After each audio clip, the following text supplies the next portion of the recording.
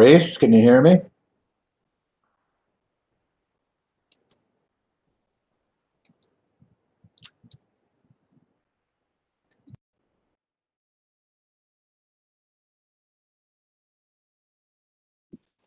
Yes, I can.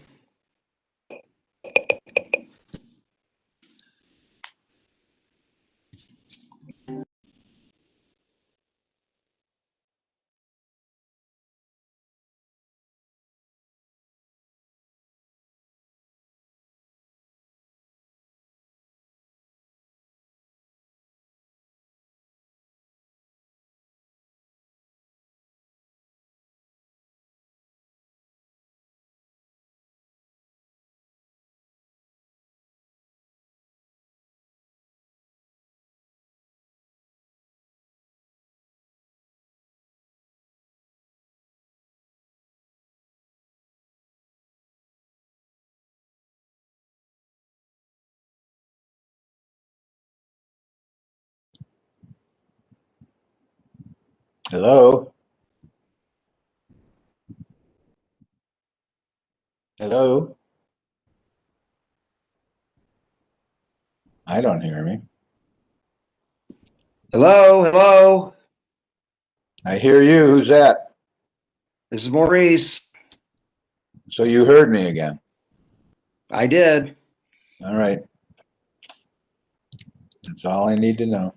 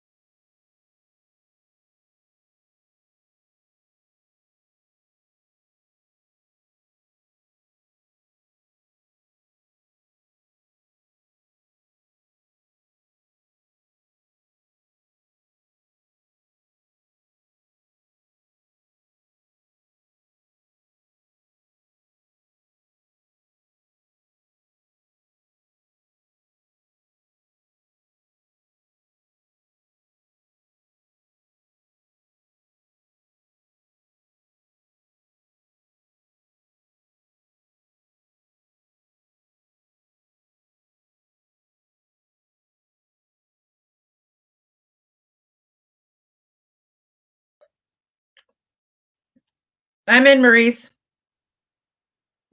Okay, as soon as I can figure out how to make you co-host, I'm logging off. So, but Kyle's going to be the host, though, right? I just want to make sure that you got enough people Okay. hosting.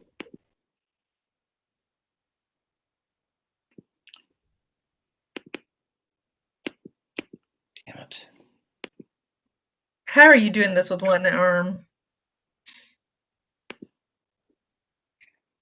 Not very easily. Okay, you're on. I'm logging off.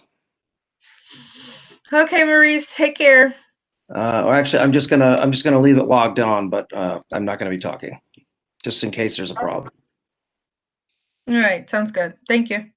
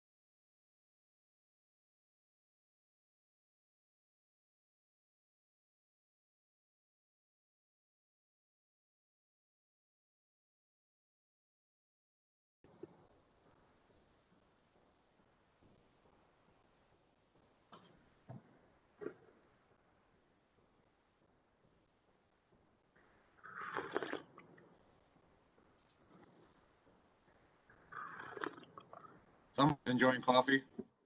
Absolutely. Morning.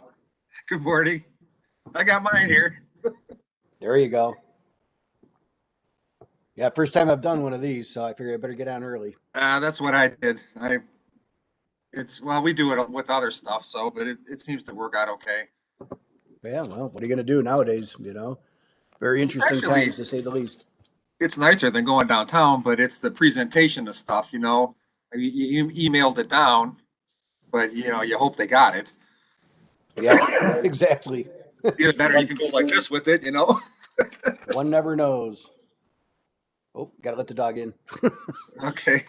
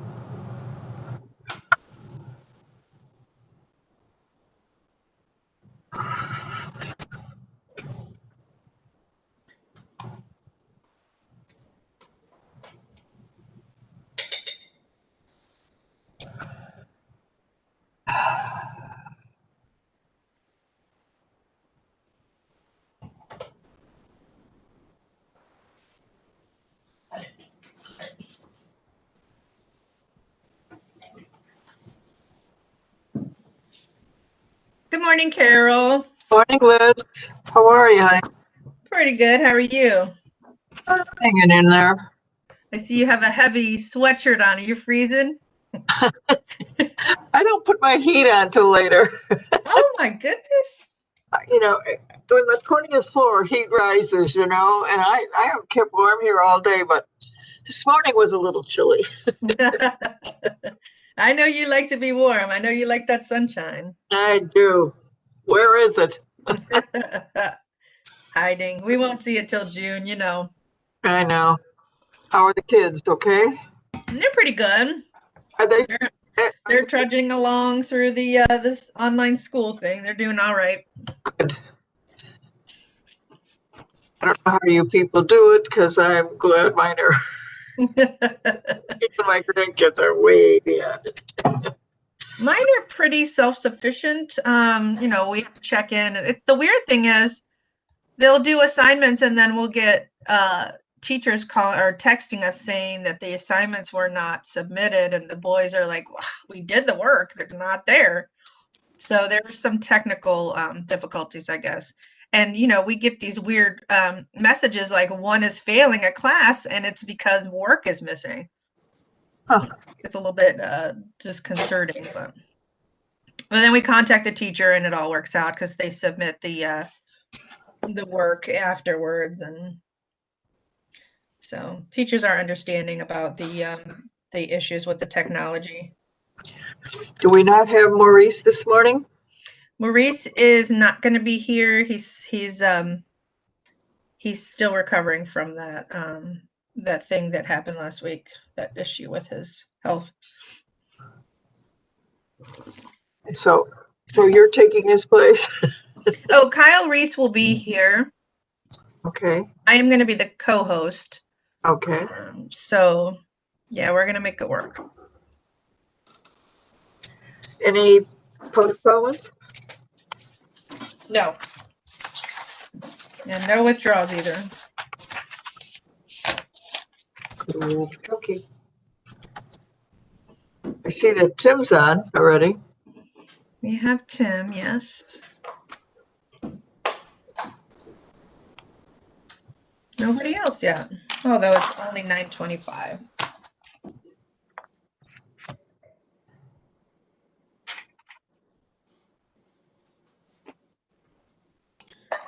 I'm here. I guess you guys can see. Good morning, Mr. Ciro. Thanks. You can hear me, right? Okay. Yep. Thank you. I feel like I know Liz already. I've emailed her so many times. Don't tell her husband that.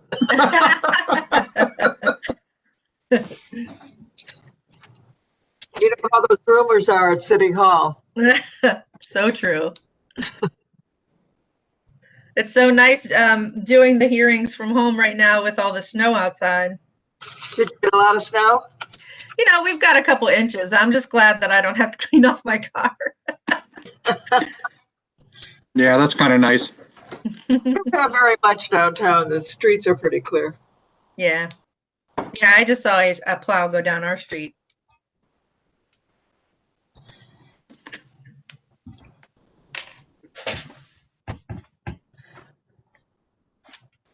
Are they expecting more snow, I guess, though, today or tonight or? Yeah, I think it's supposed to snow all day, off and on all day.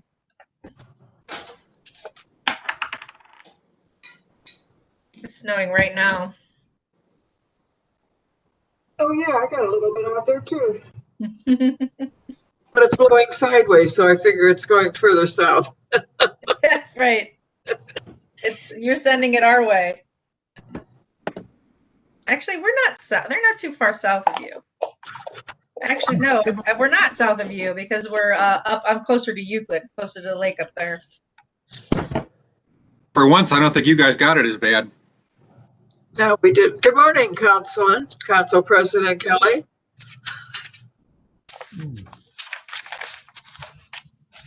Oh, I just spilled my coffee. Oh, no. Off to a bad start.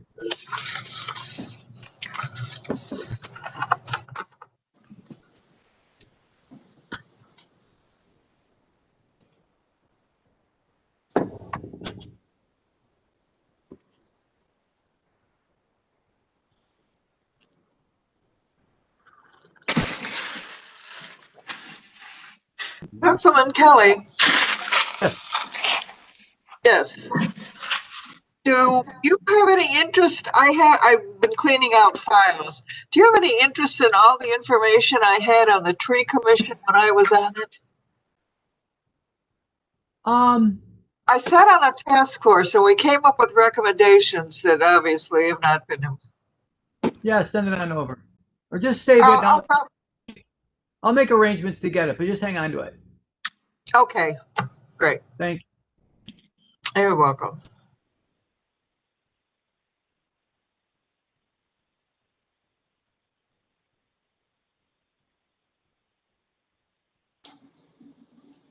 Hey, this is Lori. Wanted to let you know I'm here. Thank you, Lori. Kyle, are you with us? I am. Good morning. Good morning. You have a lot of snow? There's like 4 or 5 inches, it looks like, outside. Oh, Are you not in Cleveland? we have hardly any downtown. Oh, okay. All right. I'm going to.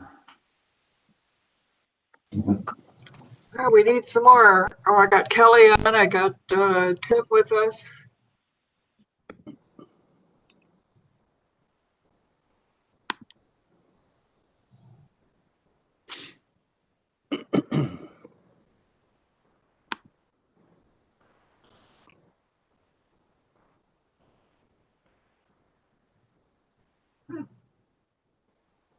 We got Marlene with us now. We need Alana.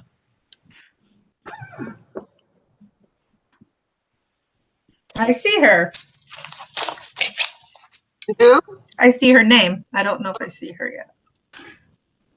Oh, yeah, okay.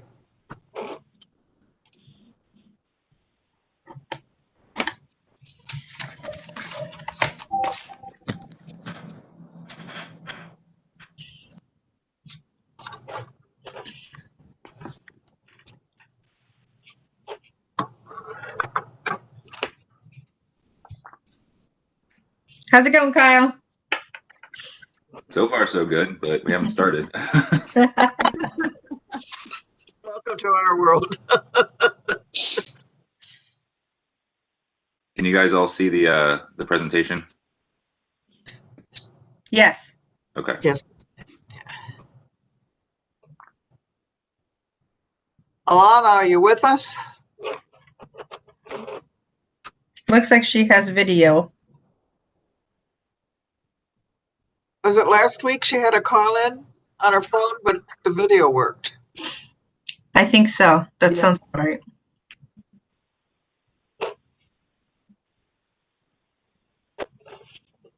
Well, it's 9:30 and you know me. I'm ready to call the order or call it to order. Yep. Now it's 9:31. I'm going to start. Yeah, we have a quorum. Okay. I'd like to call the meeting of the Board of Zoning Appeals to order on this Monday, February 1st. Ms. Kukla, would you like to read the preamble? Sure. You go to the next slide, please, Kyle. My name is Liz Kukla. I'm the Secretary of the Board of Zoning Appeals. I'm going to read the preamble this morning. In compliance with notification requirements of Ohio's open meeting law under COVID-19 emergency declaration, notice of this meeting has been publicly posted. All boards and commissions under the purview of the City Planning Department conducts its meetings according to Robert's Rules of Order. Action during the meeting will be taken by voice vote. Abstentions from any vote due to a conflict of interest should be stated for the record prior to the taking of any vote. In order to ensure that everyone participating in the meeting have the opportunity to be heard, we ask that you use the raise hand feature before asking a question or making a comment. The raise hand feature can be found in the participants panel on the desktop and mobile version and activated by clicking the hand icon. Please wait for the chair or facilitator to recognize you and be sure to select unmute and announce yourself before you speak. When finished speaking, please lower your hand by clicking on the raise hand icon again and mute your microphone. We will also be utilizing the chat feature to communicate with participants. The chat feature can be activated by clicking the chat button located on the bottom of the WebEx screen. Next slide, Kyle. All meeting activity is being recorded via the WebEx platform. These proceedings are also being live streamed via YouTube for public view.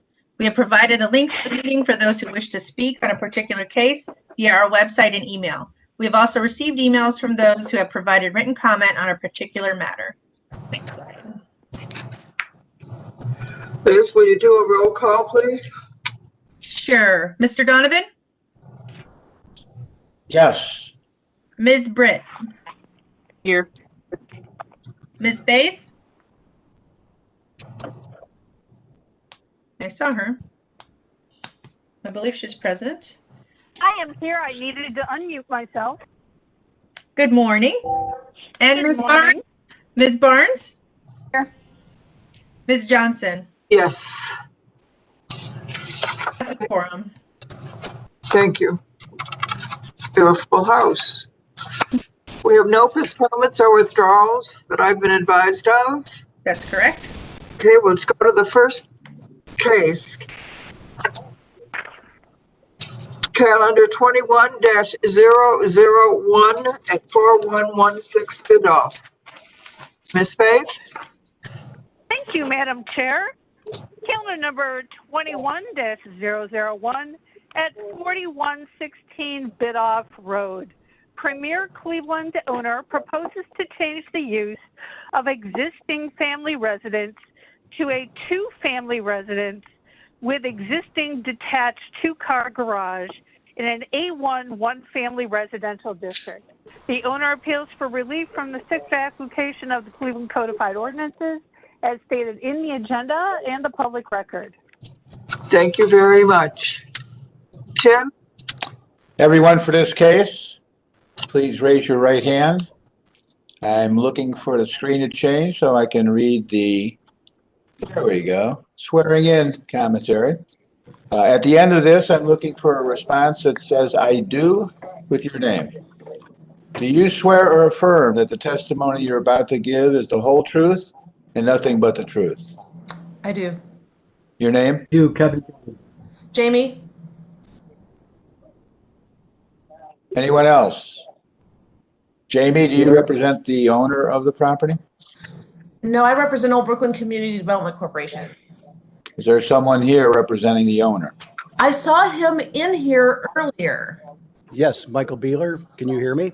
Yes. Yes, we're looking for "I do" in your name, Michael. I do, Michael Beeler. All right. Anyone else here for the case? It appears none. Let's move on. Okay. History of the property, please, Mrs. Kukla. Thank you, Madam Chair. There's been no change in the zoning since 1929. It's always been in a single-family district.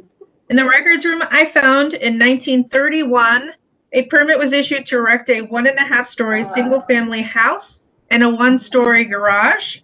There are no variances on file, and I only found in the more recent history that in 2017, a permit was issued to re-roof the property. And that's all that I have. You know, the legal standard we'll be judging the case on, please, Ms. Wagner. Thank you, Madam Chair, members of the board. Appellant is requesting a use variance. To obtain the use variance, appellant must prove that denying the request will result in an unnecessary hardship, particularly to the property, such as there will be no economically feasible use of the property without the variance, will deprive the appellant of substantial property rights, and the granting the variance will not be contrary to the purpose and intent of the zoning code. Thank you very much. Mr. Beeler. Yes. Okay, tell us exactly, you're the owner, is that my understanding? That is correct. Okay, tell us what you'd like to do. What I would like to do is have the zoning changed, the use changed from it is listed as a single family. It has been a 2-family since I bought it back in the early 80s.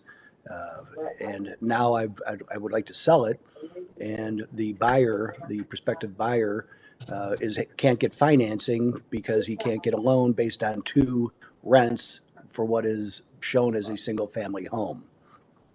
If that is not the case, my tenant, who is downstairs, I submitted a letter late, she's a 73-year-old single woman, would have to leave because the house would not be considered a double. He has agreed to let her stay. She's been a wonderful tenant and takes very nice care of the home. So I would hate to see her displaced as well as she would. And I have a letter notarized here giving her intent. Let's hear from the Local Development Corporation. Hi there, Carol. This is Jamie with Old Brooklyn CDC. Hi, Jamie. Hi, how are you? We're doing well. Thanks, honey. Good. So we are okay with this with one condition. He and the new buyer need to do a rental registration, which is not currently active in Acela.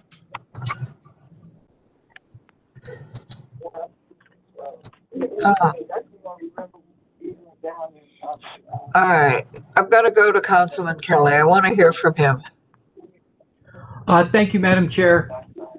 When I first read this, of course, I would never support taking a 2-family home and converting it to a 1-family home. I did a drive-by and I took a look at it and did notice that it seemed like it was already a 2-family. So to the extent that it's already 2-family, I don't love that it was converted without permits, or that we don't know if it was properly done. So I would just, to the extent that it is, I would like to make sure that it is to code as a 2-family. And if it is to code all of the everything that would be required of a 2-family, and they do the rental registration, then I would not object. Mr. Beeler? Yes. Comments on what the councilman has just addressed? Oh, I completely agree.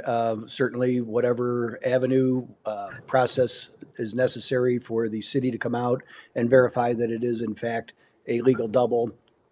As the fact that I'm a residential building official myself, I know that it is, but I certainly understand and respect that the city of Cleveland needs to come out and verify that it is what it truly is.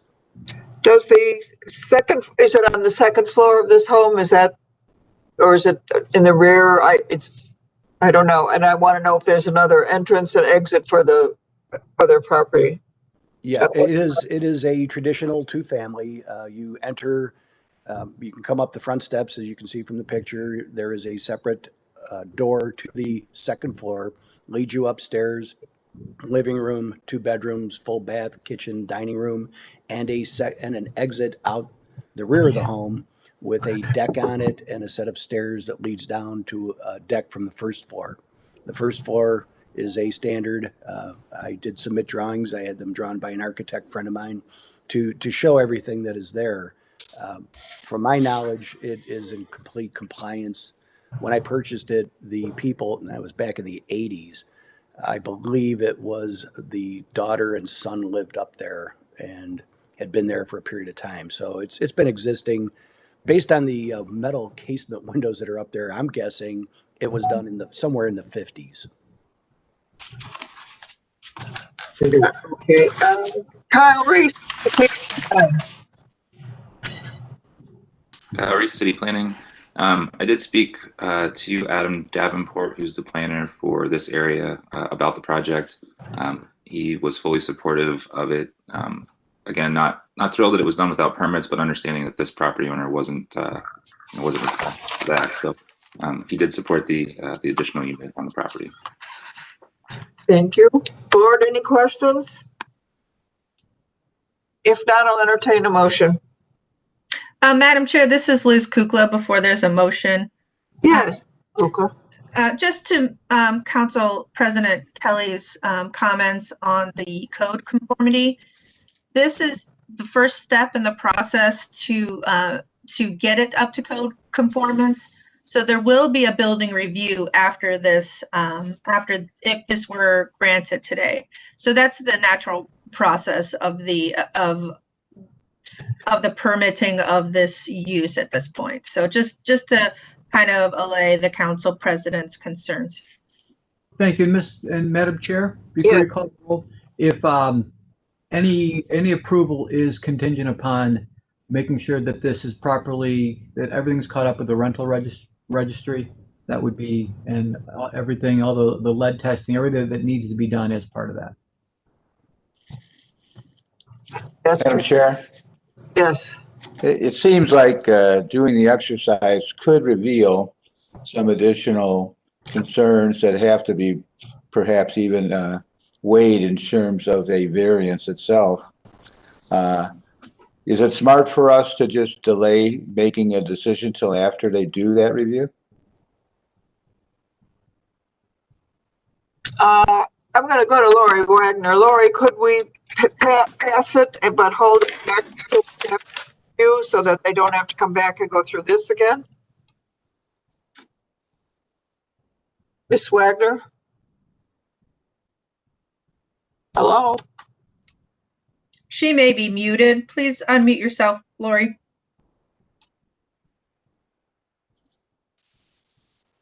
Lori? Would that be something you could agree to, Tim? I'm just, trying to be logical here. If we're going to do a review of the property versus the required zoning requirements, it could reveal that, again, just as we're here today on this one issue, that there are other individual issues that have to be taken into account. And therefore, you'd have to come back and you could even find yourself changing the language and having to do a broadcast, etc. Madam Chair, just to Mr. Donovan's comments, again, this would start that process. I'm not sure if Building and Housing would review it until the use is in place. So again, I think that the variance would have to happen first.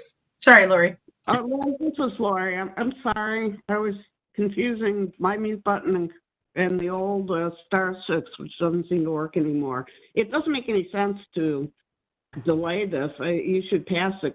I mean, if you want to pass it and grant the variance, then obviously that's going to be contingent upon a satisfactory inspection by the Building and Housing. And you could put that in your motion if you prefer. I don't know what I missed here.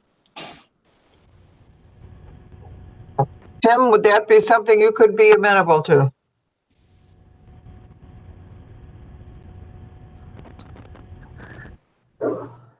Tim? Yeah, it's fine. I thought you said Kevin. I don't know. Oh, no, okay. Fine. All right, then I will entertain a motion with that be included in the motion. Madam Chair, this is Kelly. Given the testimony and report from the CDC, the councilman, as well as city planning, I move that we approve the variances as requested for calendar number 21-001, noting that the owner will have to do a rental registration, and this variance request will definitely trigger further review from Building and Housing. Second. Call the roll. Thank you, Madam Chair. Ms. Faith? Yes. Mr. Donovan? Yep. Ms. Barnes? Yes. Thank you.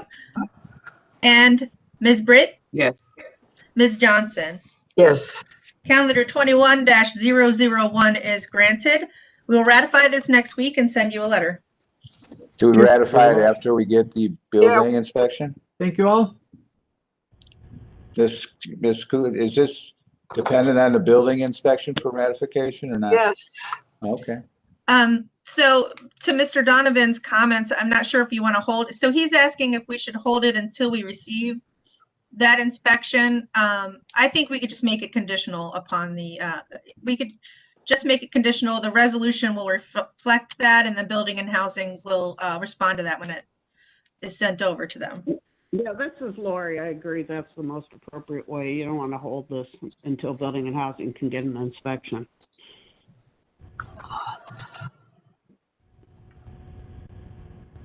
So what does putting it in the motion really do, Liz or Ms. Wagner, one of you, or Kyle? It really does nothing. Every building that's in the city that's being occupied for a particular purpose is subject to Building and Housing inspection. I think putting it in the motion in this case just notifies the owner and for the record that this is something that has to be done. If it turns out it's not done, then it's not going to be a legal two-family. So I'm sorry, this is Tom Vanover. I apologize for my tardiness. I had another hearing this morning. We have to swear you in. Okay. Do you swear that the testimony you're about to give is the truth, the whole truth, nothing but the truth? I do. Go ahead. What is the nature of the variance requested?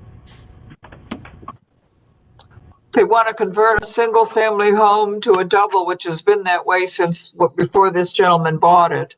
It has the separate entrance. It has, the house looks large enough when you look at all the dimensions and all, but the fact that it's in a single family district is what's throwing us off a little, I think.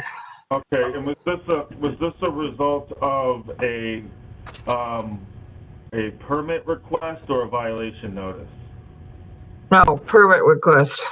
Okay, so we've got the permit, we've got, and they've got a notice of nonconformance because you're not allowed to have a two-family in this district.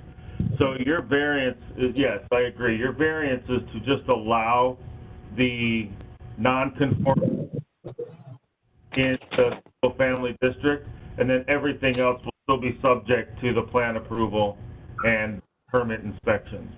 Okay, yes, that's exactly what we'd like. Yeah, so yeah, it's just the granting of a variance of a non-conforming use as a two-family in a single-family district. And you can mention the inspection or not. We're going to do it because it's a permit request. Thank you.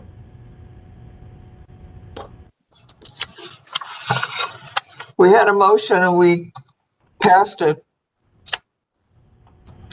Any other comments?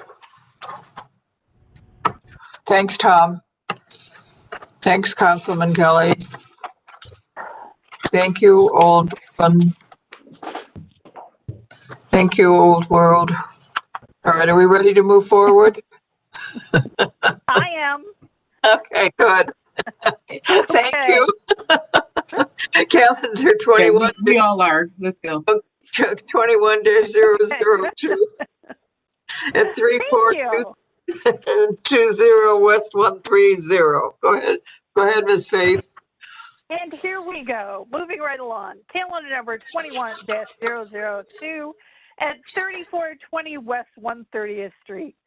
Tony Ciro, owner, proposes to change the use of an existing single-family residence into a two-family residence in a B1 two-family residential district.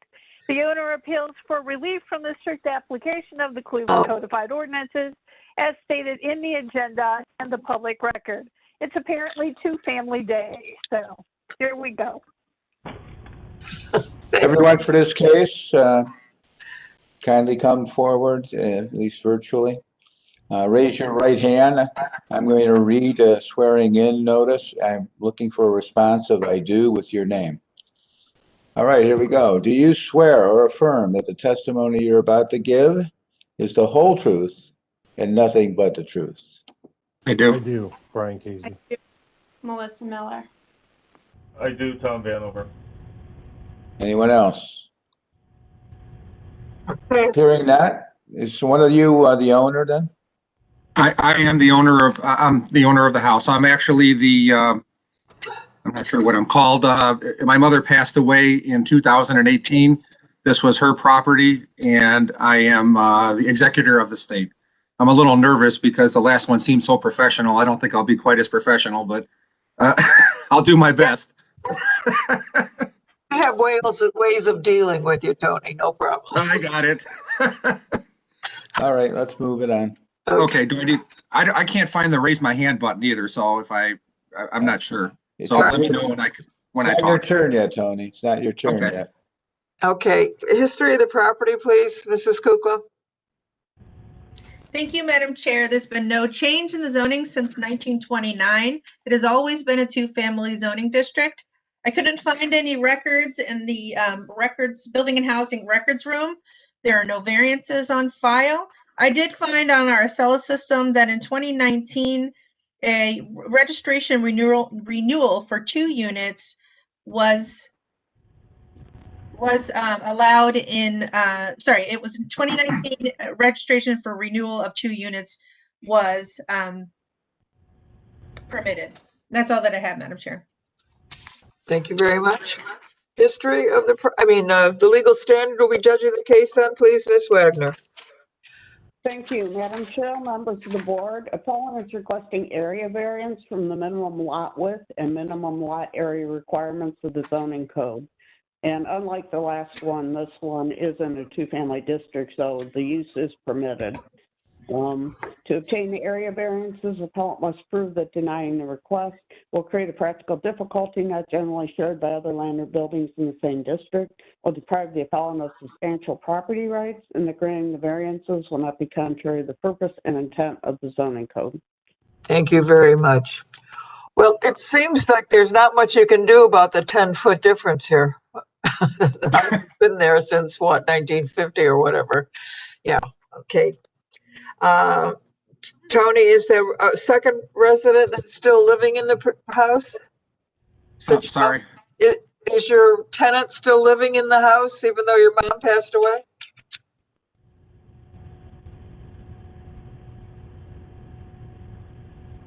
Tony, did I say that incorrectly? Can you hear me now? Yes. Sorry, I keep hitting the wrong button. This is new to me here. Yeah, it is occupied right now. There's a tenant living downstairs and his mother living upstairs.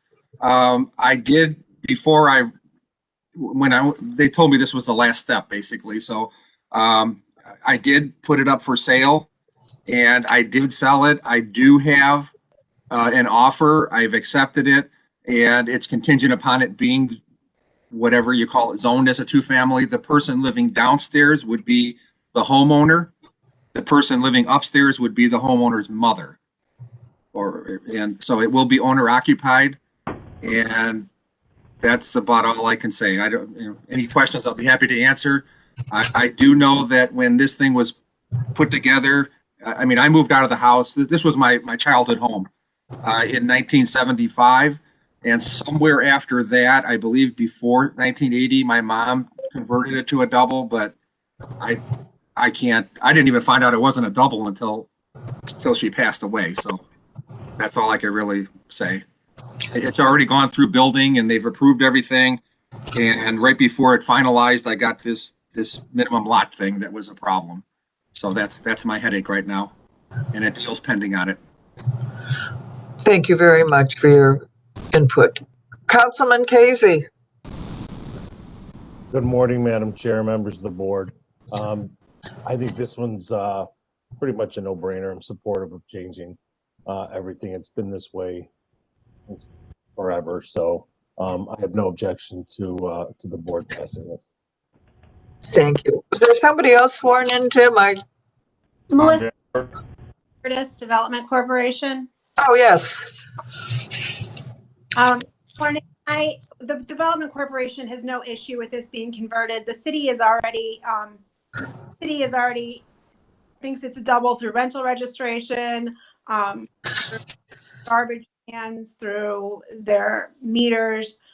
It was just a technicality that they didn't get through back in 79 or 80. So we have no problem with this variance. Thank you very much, Melissa. I'll entertain a motion unless the board has questions. Madam Chair? Yes. I have no questions. I'll move to make the motion unless anyone else has other comments. Hold on a moment. Did somebody else have a question? Yeah, Tom Vanover. Oh, yes, Tom. Just a couple points of clarification. As a two-family district, I'm assuming that there's other two families with the same lot size.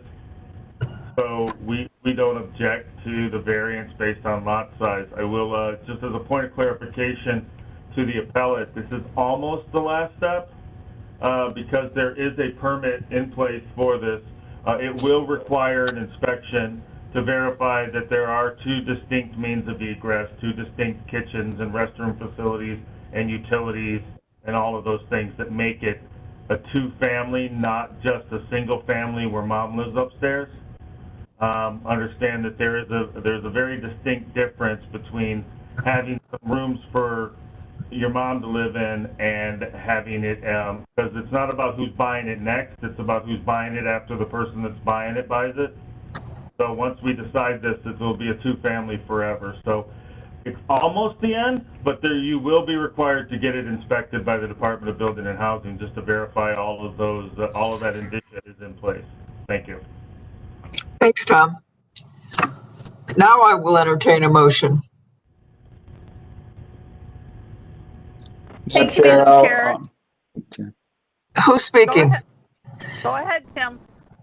I was going to just chime in that given the testimony and given the follow-up that's been agreed to by the current owner, I would move that we'd allow the variances requested. Second. Second. Call the roll. Ms. Britt, Yes. Ms. Faith, Yes. Ms. Barnes,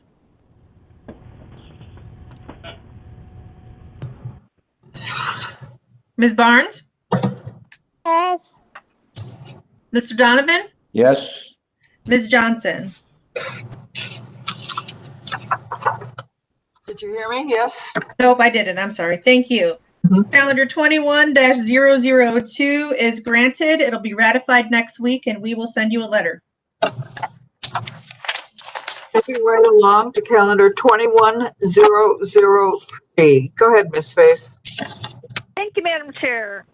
Calendar number 21-003 at 1297 West 115th Street. Gus Zazak, owner, proposes to change use of a two-family dwelling to a three-family dwelling in a B1 two-family residential district. The owner appeals for relief from the strict application of the Cleveland Codified Ordinances as stated in the agenda and the public record. Thank you very much. Tim? All those for this case, kindly raise your right hand. Can you hear me? No? I hear you. I'm here. Okay. Do you swear that the testimony you're about to give is the truth, the whole truth, nothing but the truth? I do, Gus Kazak. Anyone else? I do, Tom Vanover. Okay. Anyone else? Hearing none, let's go. Okay, history of the property, please, Mrs. Kukla. Thank you, Madam Chair. There's been no change in the zoning since 1929. It's always been in a two-family district. In the records room, I found that in 1912, a permit was issued to erect a two-story dwelling. In 1920, a permit was issued to erect a garage. In 1943, a permit was issued to repair fire damage to a two-family home.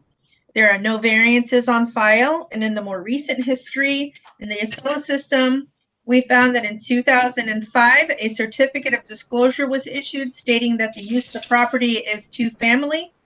But in 2019, a rental registration for 3 units was issued, and that's all that I have. Thank you very much. Ms. Wagner, the legal standard will be judging it. Thank you, Madam Chair, members of the board. Appellant is requesting a use variance and area variances from the off-street parking and minimum lot area requirements of the zoning code. To obtain the use variance, appellant must prove that denying the request will result in an unnecessary hardship particular to the property, such as there will be no economically feasible use of the property without the variance, will deprive the appellant of substantial property rights, and the granting the variance shall not be contrary to the purpose and intent of the zoning code. To obtain the area variances, appellant must prove that denying the request will create a practical difficulty not generally shared by other land or buildings in the same district, will deprive the appellant of substantial property rights, and that granting the variances will not be contrary to the purpose and intent of the zoning code. Thank you very much. Gus? Good morning. Good morning. Tell us exactly what you would like to do. Yeah, so I bought this property in May of 2019 as a double, and the third floor was finished with a kitchen and bathroom by the previous owner. And so I would just like to take the next steps of formally transitioning from a two-family to a three-family building. I'm trying to refinance the property into a lower rate with interest rates right now, and the appraiser came by and noted the non-conforming use of the property, and so I want to take the legal steps to conform it to a three-family dwelling. Well, not only that, but how about the parking issue? So yeah, for parking, I think that was a typo. I put on my site plan that I was going to pave and mark out parking spots. As you can see, there's parking for 4 cars, and from your guys' zoning code, it says 1 off-street parking per unit, paved and drained. So once the asphalt plants open up in late March, early April, I plan to have that whole parking lot paved as well in the back, and then mark out 1 spot per unit. Are you looking at the same pictures I am on the screen? Yes. Okay, that's the parking area? On the left, correct. No, on the right. Oh no, that's my neighbor's. We share a driveway in common, and so he has 4 spots as well. But they're not paved and drained. That's not paved and drained, so that's not right. Okay. Right. Yeah. So in my site plan, I show a paved and drained once the asphalt plants open up in late March, early April of this year. Kyle, do you have that plan? Okay, here we go. There's a survey.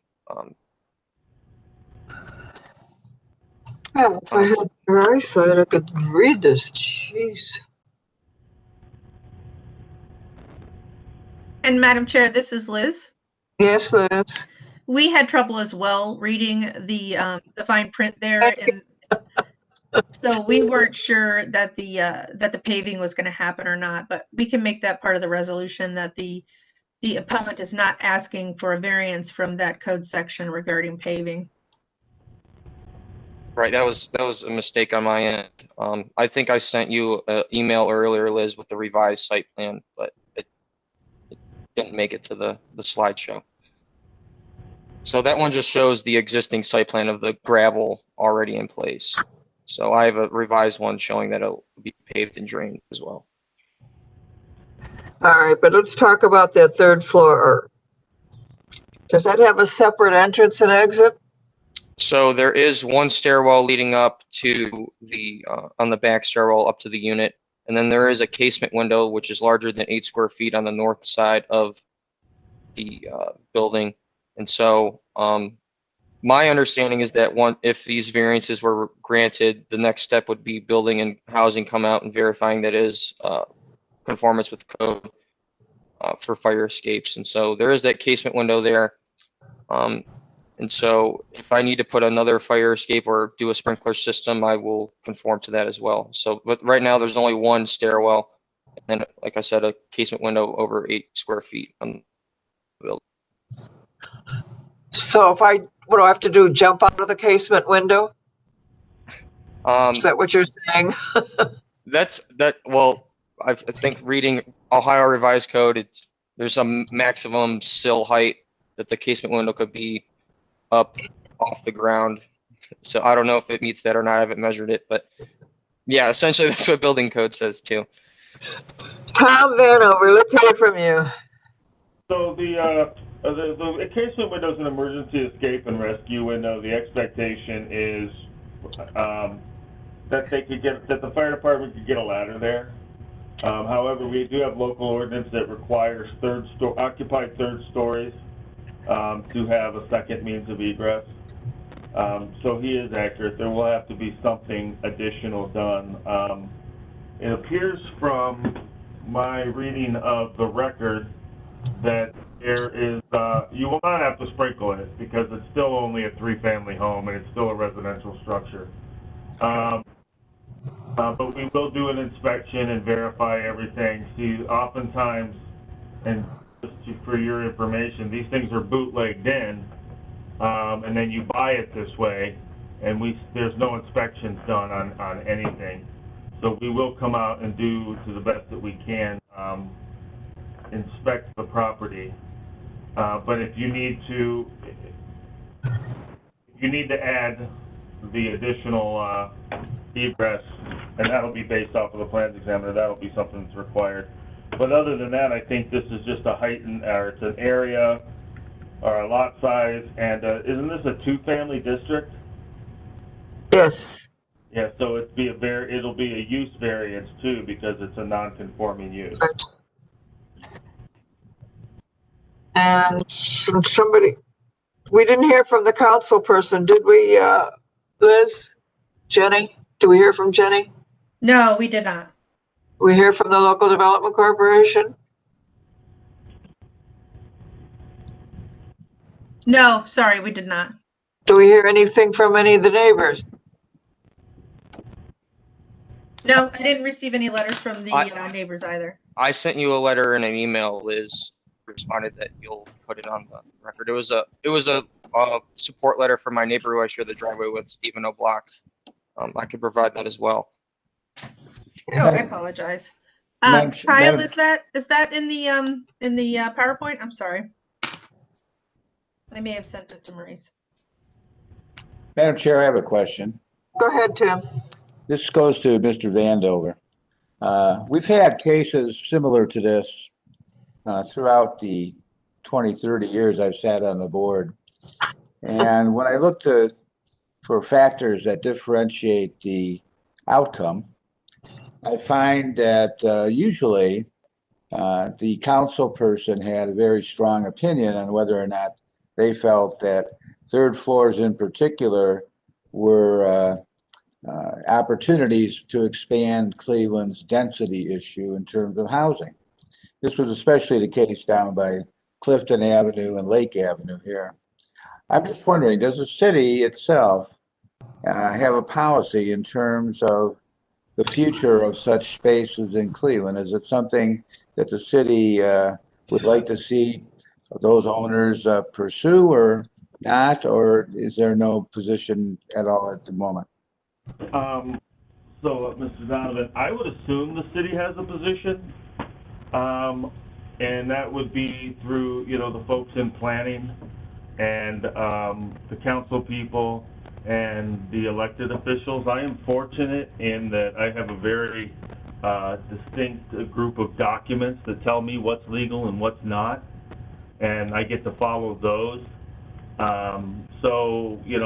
What we're doing in the future and what we are expected or planned use to solve problems, those are done by elected officials and the planning commissions and this board as well, to work together. So I'm assuming that there's a position. I don't have that position. I don't weigh in on that position. And fortunately, I don't have to enforce that position until it gets codified in one of our ordinances. Kyle, you're there. Let's hear your answer. Yeah, I believe, it's pretty well known that the planning department supports, different typologies of houses and units for all different types of residents and future residents. I did talk to Adam Davenport, who is the planner for the geography. He was supportive of the additional unit. We all understood that the parking needed to be drained. I did want to make a note that it's my understanding that the code doesn't require it to be paved. You can use gravel, but it does need to be engineered to properly drain. Yes, the planning department does support the request for the additional unit, given that it's all done, legally and up to building code. Thank you. Any other comments, board? No, I will entertain a motion, but I would really like to see it paved and drained. And I think Gus has pretty much said that it would be asphalt. So I'd like to see that. Yeah, it would be asphalt, and it would just, all asphalt and then paved to the drain to the road as well. Thank you. Madam Chair, this is Liz. Yes, Liz. I'd like to apologize to Mr. Kazak. I did find his letter that he sent me from the neighbor supporting his plan. And I also did find the revised drawings. Yippee, skippy, do. All right, Madam Chair, this is Kelly. I'll move with a motion. Considering the testimony and support from his direct neighbor as well as city planning, I move that we approve the variances as requested, and also noting that the appellant say he will pave and drain the lot once he's able to do that this spring. Second. Call the roll. Ms. Faith? Yes. Mr. Donovan? Yep. Ms. Barnes? Yes. Ms. Britt? Yes. Ms. Johnson? Yes. Calendar 21-003 is granted. It'll be ratified next week and we will send you a letter. You guys. You're welcome, Gus. Calendar 21-005. Go ahead, Ms. Faith. Thank you. Calendar number 21-005 at 3120 Clark Avenue. Hani and Samira Zeda, owners, propose to construct a new 50-unit multifamily building located on a parcel that is split zoned C2 General Retail Business District and B1 Two-Family Residential District. The owner appeals for relief from the strict application of the Cleveland Codified Ordinances as stated in the agenda and the public record. All those for this case, kindly raise your right hand. I'm going to read a statement. I'm looking for a response that says, I do, with your name. Do you swear or affirm that the testimony you're about to give is the whole truth and nothing but the truth? I do, Tom. I do. Names, please. Tom Vanover. Nicole Boyer. I do. Kevin Dreyfus Wells. Margaret Caborius. Anyone else? I do, Matt Yes. Moss. Who's that? I do, Matt Moss. Oh, okay, Matt. Yeah. I do, Kristen. Ricardo Leon. Anyone else? Last call. Okay. On to history. Okay, thank you, Tim. Go ahead. Lynn. Thank you, Madam Chair. Just for the record, was the appellant sworn in? Nicole Boyer here. I am the authorized representative for the property owner. Okay, thank you. So, Madam Chair, there's been no change in the zoning since 1929. It's always been in general retail and two-family. There are 2 parcels to the northeast corner of the project area only that are in the two-family district. In the records room, the building and housing records room, I only found that in 1947, a dwelling foundation only was erected on the property, and in 1949, brick veneer was installed on the entire building that was on the site. There are no variances in the file. And in the more recent history, I found that in June of 1998, a permit was issued to install 6 illuminated wall signs and 1 freestanding sign. And that's all that I have, Madam Chair. Thank you very much. The legal standard, please, Ms. Wagner. Madam Chair, members of the board, appellant is requesting a use variance and area variances from the off-street parking, landscaping, and minimum lot area requirements of the zoning code. To obtain the use variance, appellant must prove that denying the request will result in an unnecessary hardship particular to the property, such that there will be no economically feasible use of the property without the variance, will deprive the appellant of substantial property rights, and the granting the variance will not be contrary to the purpose and intent of the zoning code. To obtain the area variances, appellant must prove that denying the request will create a practical difficulty not generally shared by other land or buildings in the same district, will deprive the appellant of substantial property rights, and the granting the variances will not be contrary to the purpose and intent of the zoning code. Thank you very much. Ms. Boyer, are you going to give the explanation of what they'd like to do? Yes, ma'am. And then I'm actually going to hand it over to my architect to field any questions. So I represent the community builders. We are an affordable housing and mixed income developer. We are partnering with Metro West Community Development Organization on the proposal to build 50 units of mixed income housing on this assemblage of land. And so the application that we have in front of you today is for us to secure the necessary zoning to move forward with our financing package and to get everything in place to construct those apartments on this site. Well, first thing that stood out in my life is that you needed 50 parking spaces and you only have 25.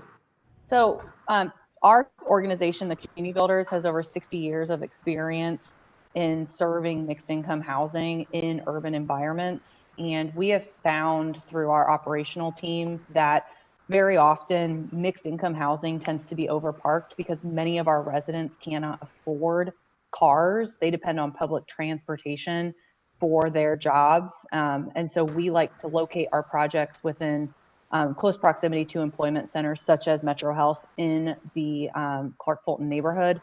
And so our historic data has shown that parking ratios of anywhere from 50% to 60% of the overall unit count are more than sufficient. And oftentimes those parking spaces still are underutilized. We think that the close proximity to the bus line on Clark Avenue, which connects to some of the more prominent rapid lines in Cleveland, is a really great amenity for our residents. Okay, you just go down what they've been cited for. Do you have that in front of you? Can you go down the list that what you've been adjudicated for? Me?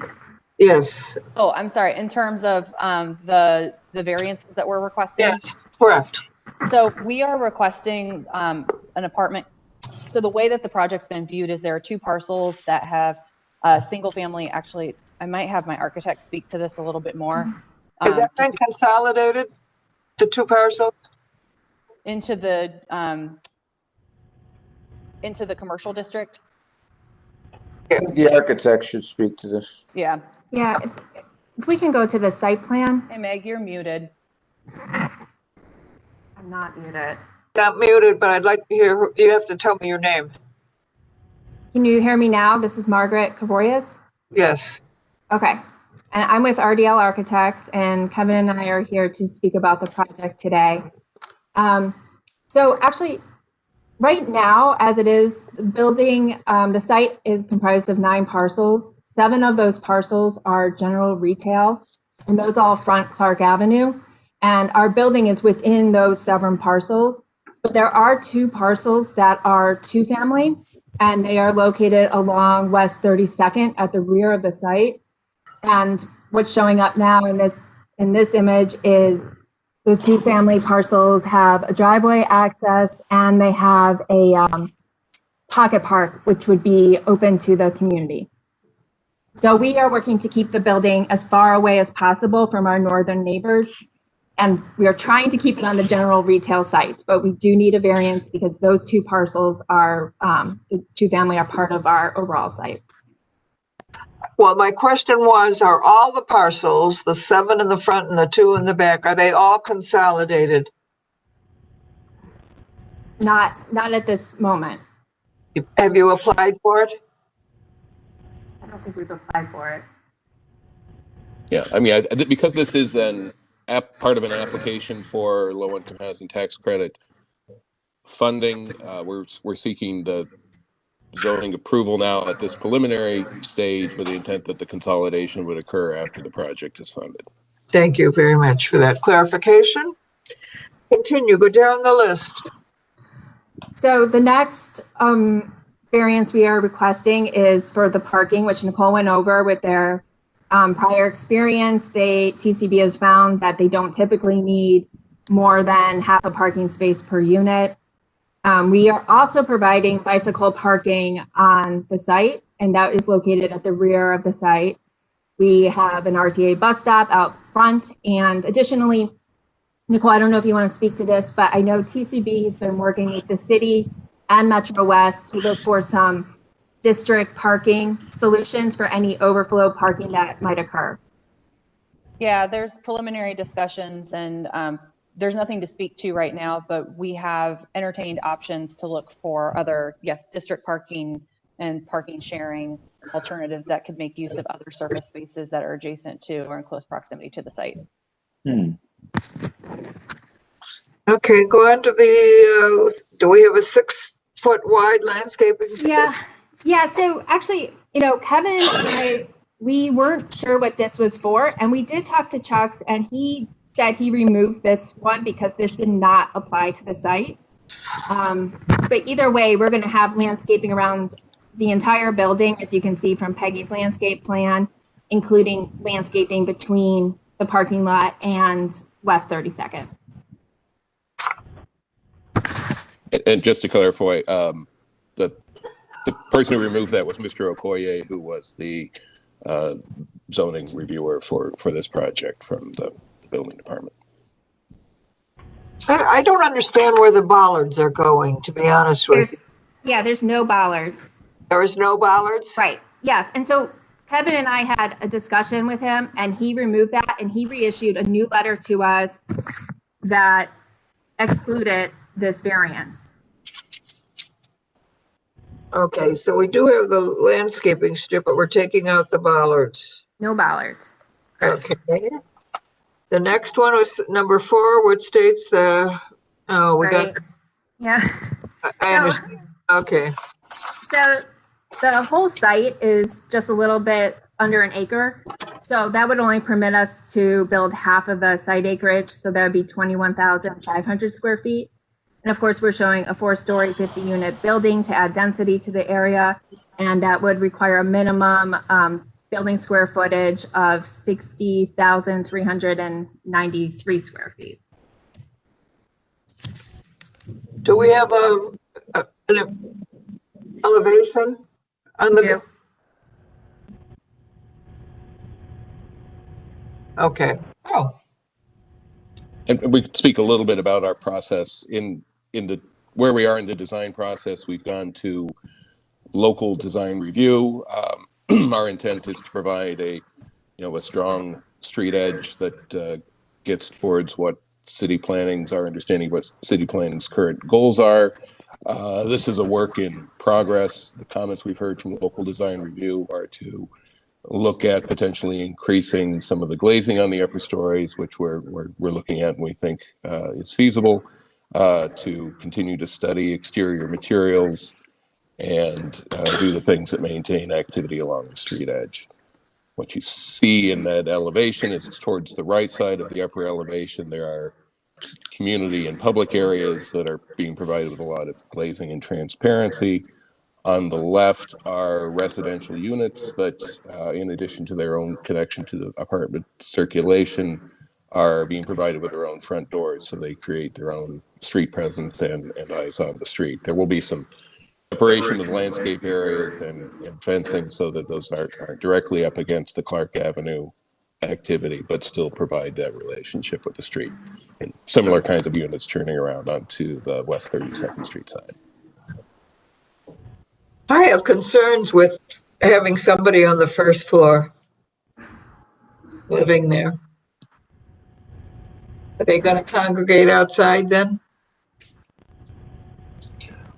We wouldn't expect that would be the primary congregation area. We're not providing, necessarily a front porch that provides room for a lot of seating. In the back, I understand that. This is the real world that I'm living in. Understood. And it's not the ideal world I would like to see. And I worry about the security, let's say. Has anyone given any thought to that at all? Madam Chair, I have a similar question, if I could. Go ahead, Tim. It would have to do with following up on Ms. Johnson's remarks there. Do we have a target audience? Who do we expect to be occupying these units here? Can you describe them for me?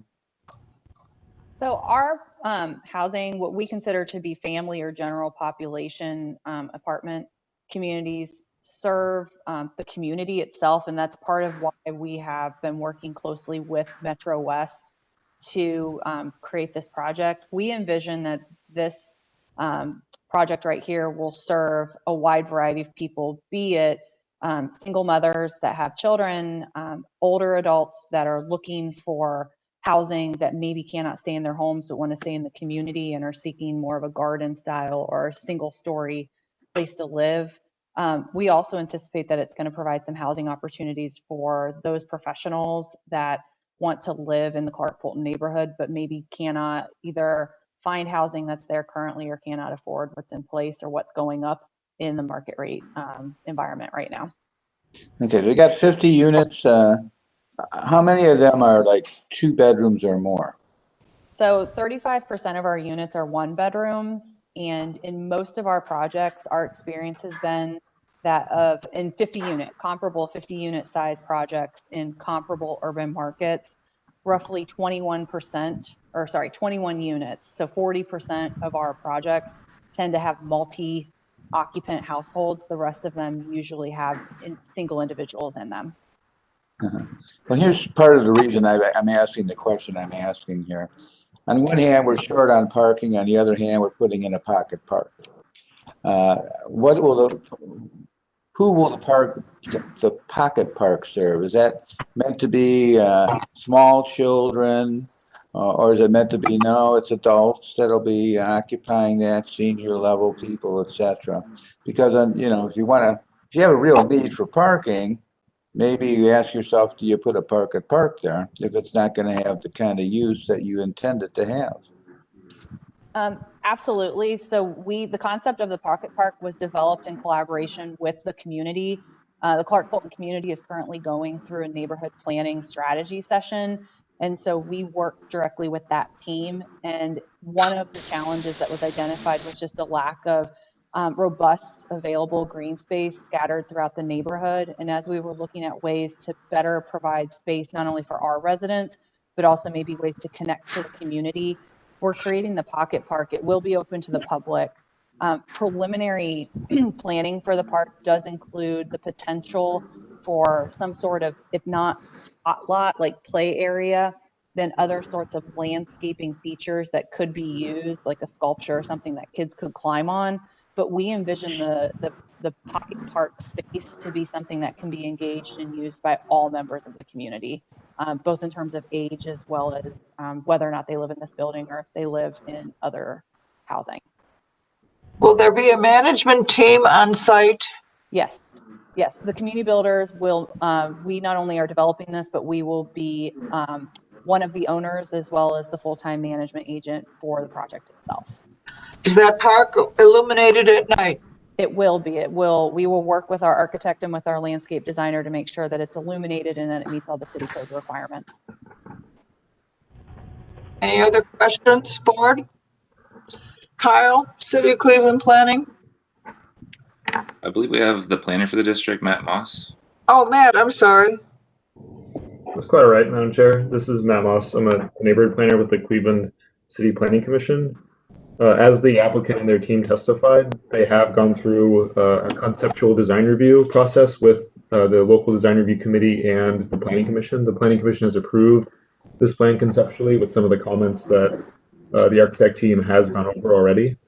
So they are moving through our design review process. As Nicole Boyer noted, they need this zoning entitlement in order to successfully apply for their state funding in order to build this project. So this is a crucial step in the process.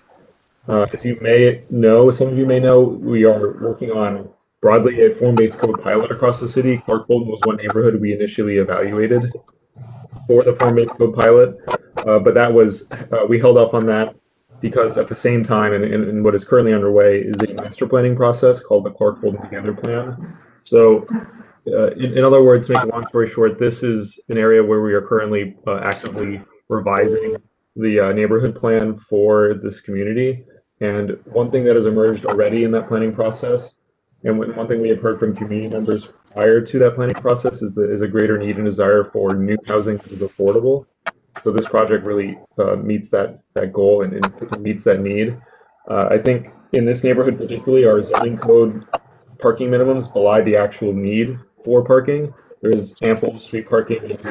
As Nicole mentioned, we are working strategically with the Development Corporation to look at sites where we can preemptively create opportunities for district parking to accommodate future projects. But given the type of product this housing this project is seeking to provide in terms of housing, given the transit environment, Please mute your phone. given the transit environment infrastructure in the area, as well as the bike infrastructure we're planning for this area, we would be supportive of the variance that's requested and would likely in the future seek to zone this area for housing like this. We're relying on you, Matt. Okay, any other questions? Is anybody else sworn in that I should hear from? No, if not, any other questions, board? No? In a motion. Madam Chair, this is Liz. Yes. Did the appellant speak to the bike parking? Yeah, it shows on the plan. Okay, so they're not requesting a variance from that. No. Any other questions? I'll entertain a motion. I'm sorry, Chairwoman. I'm a resident of Ward 14. My name is Sandy Smith. Okay, Sandy. We know who you are. Okay, thank you. I wanted to say two things, really. One, I'm pleased to see the drawings because as a member of the community, I wasn't aware that there were drawings. I think it looks like an attractive addition to the neighborhood. And I'm happy to know that there will be landscaping around the entire development because that was something that was of concern to me, was the aesthetics of it. But I do take issue a little bit with parking. That area can be sometimes squeezed for parking.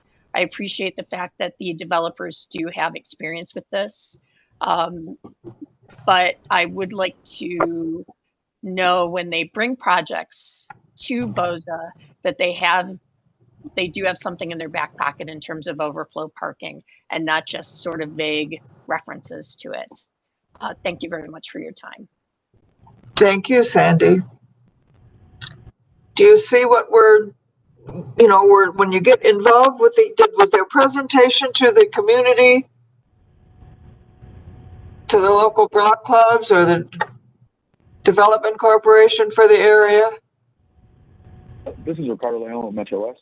I was one of the folks who was sworn in, Executive Director of Metro West Community Development. So just a couple points. We typically do not take projects to the community, LIHTC projects specifically, until we know that they've been awarded, because we have been in multiple situations where we had projects proposed, went into an application, had a community meeting before going into the application, and the project was not funded. And then community residents came back to us and said, hey, like, we basically hopes up for nothing. So that's why we haven't had the direct community meeting, which we know we'll be submitting. We will be holding once the application is submitted and we have a general sense from OFA whether the project will likely move forward or not. So that's kind of the one component of maybe why it feels like there hasn't been community input. But the CDC and the councilwoman are aware of the project, have been working with community builders on the project as well. And then the issue around parking, it certainly is I understand why it's concerned to be a concern, particularly during 9 to 5 business hours for a lot of the retail portion of the street. But the reality is we do have a significant amount of parking available in this part of Clark 4, and we have a parking analysis that we've done. We did one in 2017 and 2018. It has been updated since, but we found that there of all the parking available within half-mile radius of this site, only about 30% of it is actually actively used. So there's a significant amount of parking, both street and lot parking in the area. So that's not, while it may seem like a problem when you're really just driving through the street, like down Clark Avenue specifically, if you're looking at any of the kind of ancillary streets, there's significant parking in the area that is never fully consumed. Thank you for your input, Ricardo. I just want one quick question. Is there parking on both sides of the street there on Clark Avenue? Not on Clark Avenue, but on 32nd as well as Walton, which is the street behind. So Okay. there's actually no parking on Clark Avenue. Thank you very much. Appreciate that. Any other questions, Wood? Have we heard from the councilwoman by chance, Liz? No, we have not. Okay, Local Development Corporation, we got because they're part of this group, Metro West. I will entertain a motion. Madam Chair, I had a quick question. Go ahead, quick question. Thank you.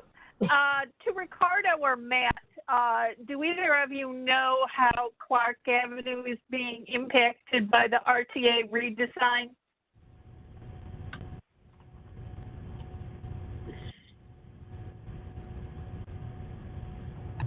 Ricardo, this is Ricardo. I'll jump in first, and then Matt, if you have any other information.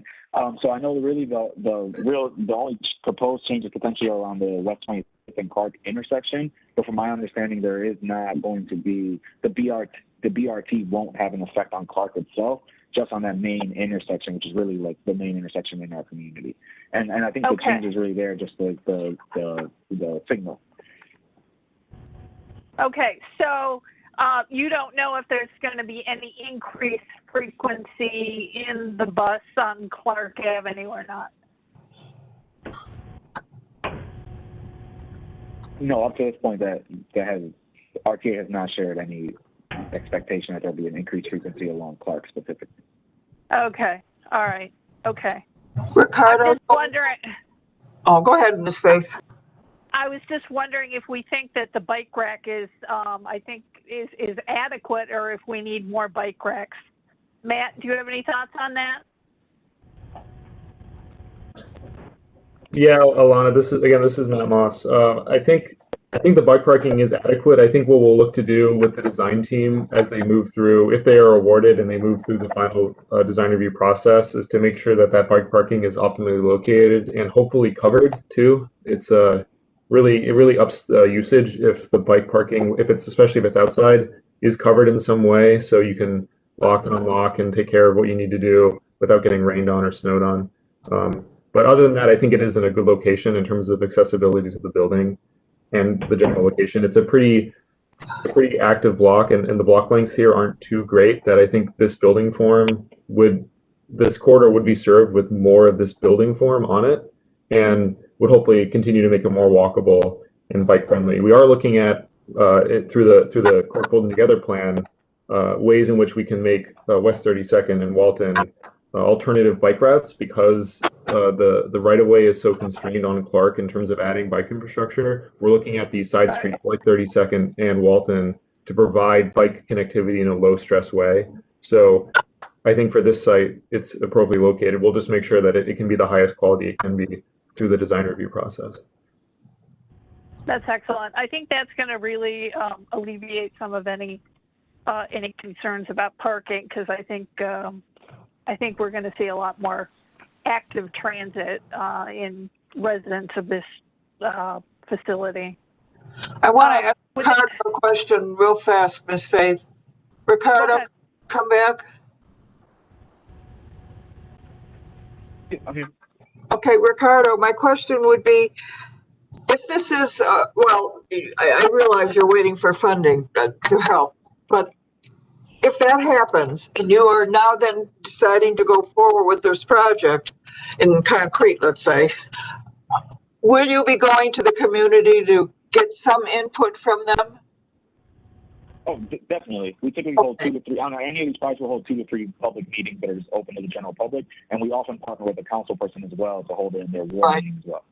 Good, thank you very much. Okay, Nicole, if I could just speak to give a little clarity too. If we get funding, we still have about a year from when funding is awarded until we would even be considering starting construction. So there's a lot of opportunities for the community to respond and provide feedback to the building design and the elevations and the engagement. So just to provide some clarity on that time frame, even when funding gets awarded, there's time.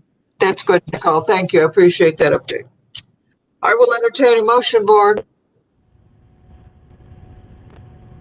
Madam Chair, given the testimony that we've heard from the CDC, from Matt Moss, who is city planning for that area and has really his finger on the pulse of that neighborhood, and the representatives from the construction company and community housing, I move that we go ahead and approve the variances as we have gone through during testimony for this project.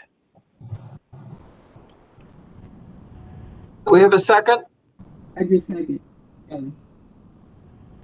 Second. Thank you, Madam Chair. And this is with the understanding that items 3, 5, and 6 are not part of the package that's being granted today, as the appellants have testified that they will comply. Yes. Correct. Thank you. Ms. Donovan. Second. Yes. Ms. Faith? Yes. Ms. Barnes? Alvin? Yes. Ms. Britt? Yes. Ms. Johnson? Yes. Calendar 21-005 is granted. It'll be ratified next week and we will send you a letter. Thank you. Thank you, thank you, thank you. Okay, moving on to calendar 20-196. Go ahead, Ms. Faith. And finally, postponed from December 21st, 2020, we have calendar number 20-196 at 4161 West 50th Street. 4161 West 50th Street, LLC owner proposes to erect a 145 square foot pole sign in a general industry zoning district. The owner appeals for relief from the strict application of the Cleveland Codified Ordinances as stated in the agenda and the public record. Thank you very much. Tim? Everyone for this case, kindly raise your right hand. I'm going to read a statement looking for the response. I do at your name. Do you swear or affirm that the testimony you're about to give is the whole truth and nothing but the truth? I do, Brian Casey. I do, Melissa Miller. I do, Tom Vanna. I do, Adam Davenport. Last call. On to history. Okay, Liz? Thank you, Madam Chair. We had the history at the last hearing. I would just like to remind the board that this case was postponed from the last date at the request of Adam Davenport, as he was going to meet with the appellant for further review. Thank you very much. The legal standard we'll be judging the case on, please, Ms. Wagner. Thank you, Madam Chair, members of the board. Appellant is requesting area variances from the sign regulations of the zoning code. To obtain the area variances, appellant must prove that denying the request will create a practical difficulty not generally shared by other land or buildings in the same district, will deprive the appellant of substantial property rights, and that granting the variances will not be contrary to purpose and intent of the zoning code. Thank you very much. I'm going to go first to Adam because I want to know if they all met together and what they've decided. Adam? We did not. My understanding was the applicant was going to reach out once they had a revised sign, and so I'm not sure if there is a revised sign for the case today, or any other revisions at all. Tom? No, the appellant, do you have the revised sign or not? Yes, I emailed in revisions. I believe spoke with Liz, I believe, but definitely I asked about getting some pictures in to show the adjustments that the customer, and we talked through to make things as close to code as possible. If they're not in the presentation, I'm not sure how to address that, but I did send some things over digitally, and that's as far as I know. But I have images here, and I can explain the path of that we're proposing to go through to make things as close to code as possible. Go right ahead, Dustin. Thank you, Madam Chair. Good afternoon, Madam Chair and ladies and gentlemen. I'm bringing before you again the BP sign. The modifications made since the last presentation are as follows. The overall height we proposed initially was 30 feet, which after talking to the customer and looking at the area, didn't make sense. We were able to bring the overall height down to 18 feet. This was accomplished by removing the pole leading the car wash section on the bottom of the proposed sign. Due to the size of the pricers, the standard size of the BP pricers, that's what keeps the width over when you do all the square footage. So initially the square footage size was 145, and now we have it down to 120 square feet. Removing the pole, removing the bottom of the car wash sign. The other signs, as far as the BP Invigorate, the Subway and the 7-Eleven, the customer really feels those need to be displayed, and I understand this position there. But due to the size of the pricers opposed digitally now, as opposed to the analog pricer before, is just a wider footprint, and so we are now compliant with the height. I believe the height is 25. Overall height is 25 foot max. We're now down to 18. Just the width, we have a difference of 5.5 inches on each side wider, as opposed to the sign that's existing right now with what the new sign would be. And that is what I have. Is there a consideration of other signage that may be on the property and attributed to this particular outlet and purpose? I'm sorry, could you repeat that? Is this the only sign for the gas station that'll be erected in that area, or are there others as well? As far as a pole monument sign, this is the only one there. No, is there any other signs, period? Forget poles. Oh, I believe there are signs on the building as well that have been permitted for it and things of that nature. So I think what we want to do here is have a holistic examination of the signs, and that's what I thought Adam was going to do as part of the exercise there. Adam? Yes, I think so. If I guess a history from the last meeting as well. This parcel isn't in a design review district, which is why it's here before the board today, I think. But I would say the same thing that I did at the last meeting, that this parcel, I mean, I know there's a gas station on the south side of 71. It's a speedway. It has a very, very large pole sign, but that's right by the highway. I think if this were to get redone, it should just be a typical monument sign. This is kind of a, a taller, more of a freeway kind of, larger plaza sign that probably isn't situated right for West 150th. I would also, defer to the council person with CDC to give a little bit more neighborhood context for it, but I think city planning's opinion is that this isn't, this isn't a freeway sign. This should just be a monument sign as per normal code requirements. Or if it did go through design review would say the same thing. Well, I see a lot of trucks parked here. Is this a truck station? Truck depot or rental place too? Nothing of that nature that I'm aware of, but they do sell diesel, and being so close to the freeway, I just imagine it does draw a little bit of diesel traffic in there. Yes. So even if you have this sign and you put the price of the gas, do you need this other price of gas that's there on the ground? There's a lot of signage there. I can't even read the one.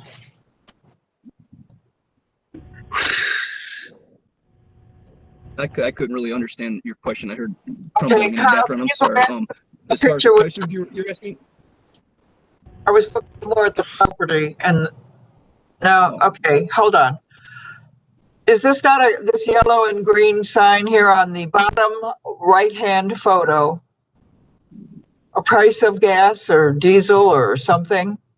Correct. Yes, that is the price of diesel. They didn't have on the existing sign. There's no changeable copy area for the diesel.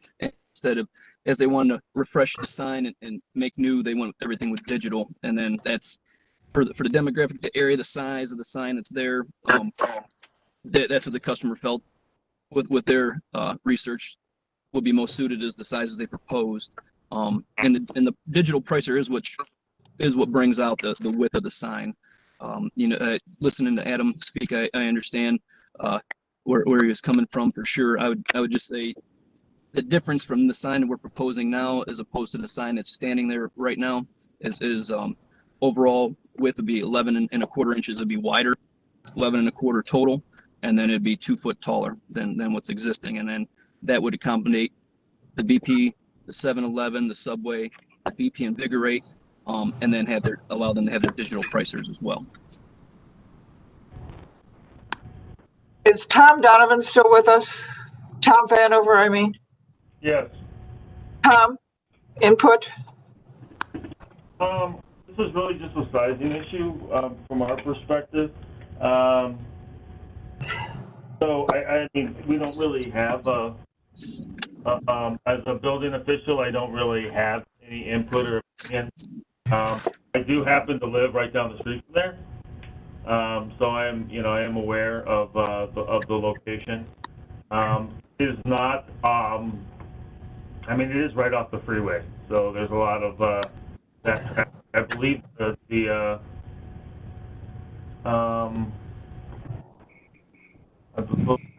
freeway sign is about the same as here. But that's more of a resident opinion, building official opinion. Madam Chair, I don't know if you can hear me. Yes. Chuck. Yes, Chuck. Do the Board of Zoning Appeals have any question on that is directly to zoning? Then I can answer that question. What we are concerned about here is the setback, the 3 feet setbacks that is on the next item that we have to face. But as far as the sizes and the height, this is what is stipulated in the code, and is rest upon the Board of Zoning Appeals to look at it and see if it's what they can approve or what they cannot approve. But if you have any question, I'm here to answer the question. Thank you, Chuck. Appreciate it. Councilman Casey, are you back with us? Madam Chairwoman, I haven't left you. I apologize to you though, because I should have called you after we had that first one. And please accept my apology. It was an oversight. No problem. I'd like to hear from everybody and go last, so I'd like to hear from the CDC first, if that's possible. No problem. Thank you. Who was sworn from the CDC? Madam Chair, Melissa Miller, Bel Air Puritas Development Corporation. Yeah, Melissa. We agree with Adam Davenport, the city planner, on this one. They currently have a monument sign. I don't want to see it move away from a monument sign to a pole sign, whether or not the height requirement is below the 25 feet. I think they can do what they need to do with a new monument sign.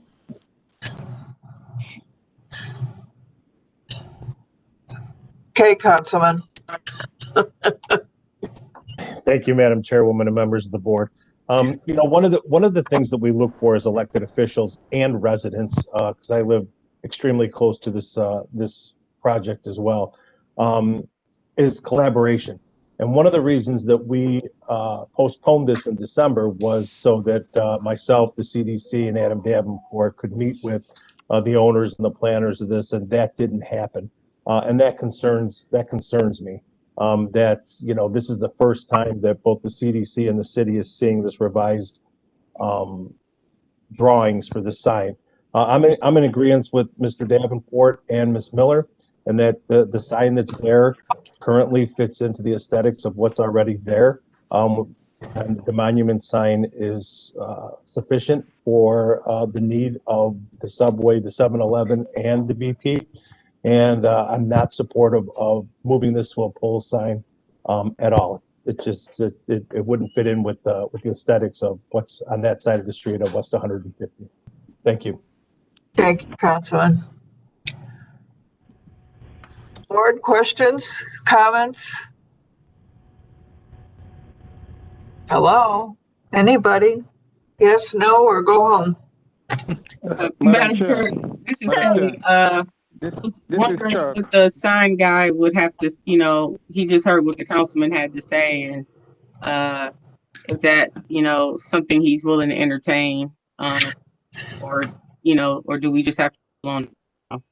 Okay, sign guy. Yes, ma'am.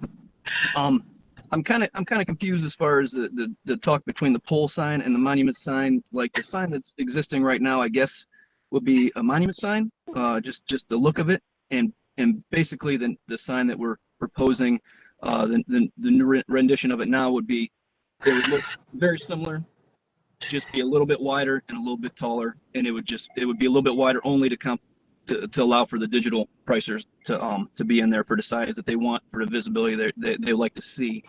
So basically the sign would be the same, except, like I said, 11 inches wider overall, and then 2 foot 3 inches taller, and that would bring the total square footage of the sign to 120, which is 20 square foot over the allowed of 100. And we'll be replacing, you know, the sign that you see there, and it'd just be an updated, real new, fresh looking sign for the area. That's what we're proposing, and like I said, with the width, the issue we have is just dealing with the size of the pricers. That's where we're at, and we were hoping the city would work with us in that, and see the hardship of having both pricers and going away from the analog setup, and that'd be great.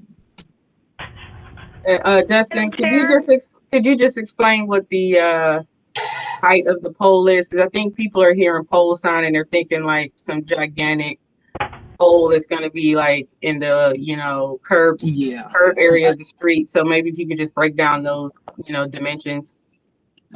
Absolutely. Like the picture that I'm looking at right now on the screen, it shows 18 feet from the top of that to the bottom. That's exactly what the sign will look like. There's not going to be a pole at the bottom. That's the pole got deleted that was on the bottom, and also the car wash was removed to bring the height down and to bring the square footage down to the number we have now.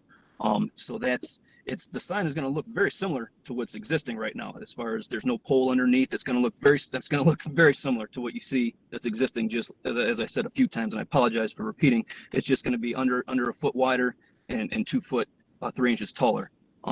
And that sign right there, that's what's existing. That'll be removed, and the sign that we're proposing will basically just be like that, a little wider, and it'll have digital pricing on it, is what we're trying to push. That was my understanding as well, and I just wanted to make sure that people didn't think that there was actually going to be a pole here. So correct. Thanks for clarifying that. Yeah, it's going to be the exact same sign except with digital and a little taller and a little wider because of the digital price. Because the digital has to go a little wider. So I just need people to understand there is no pole here. Thank you for that. A little nervous, just trying to get everything out, so I apologize. So if I can ask a question to Chuck. Chuck, you said that the main the variance needed is for the setback. The 3 feet setback from the right of way.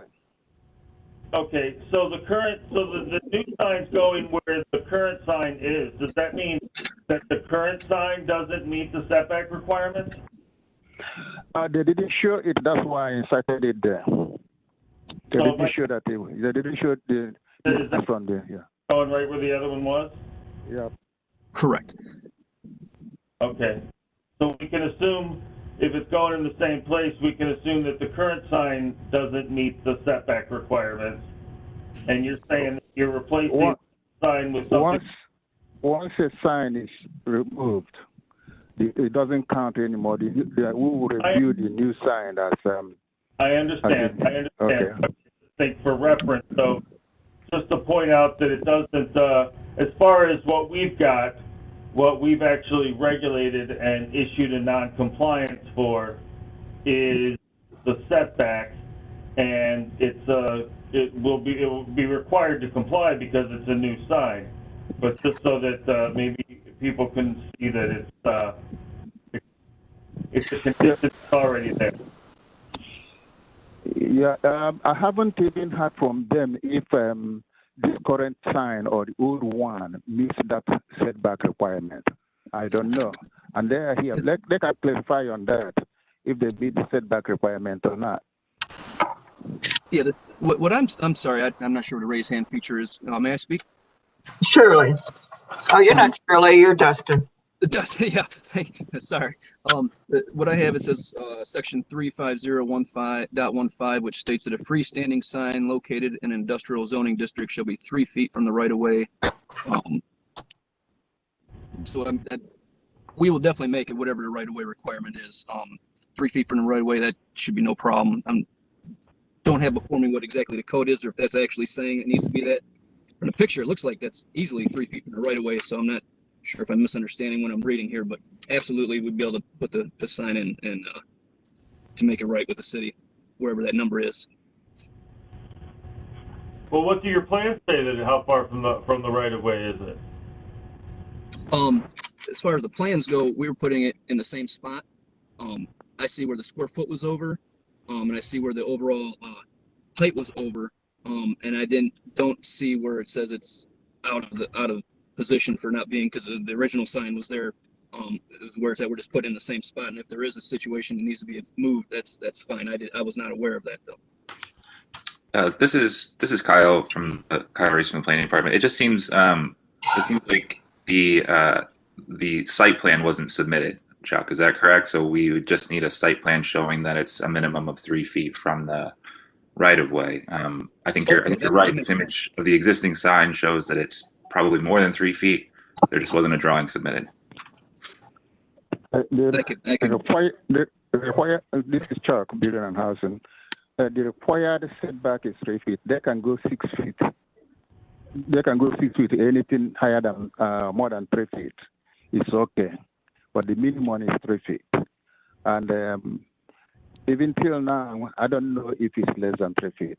Their site plan didn't indicate that it's more than 3 feet, and that's why it came into the non-conformance.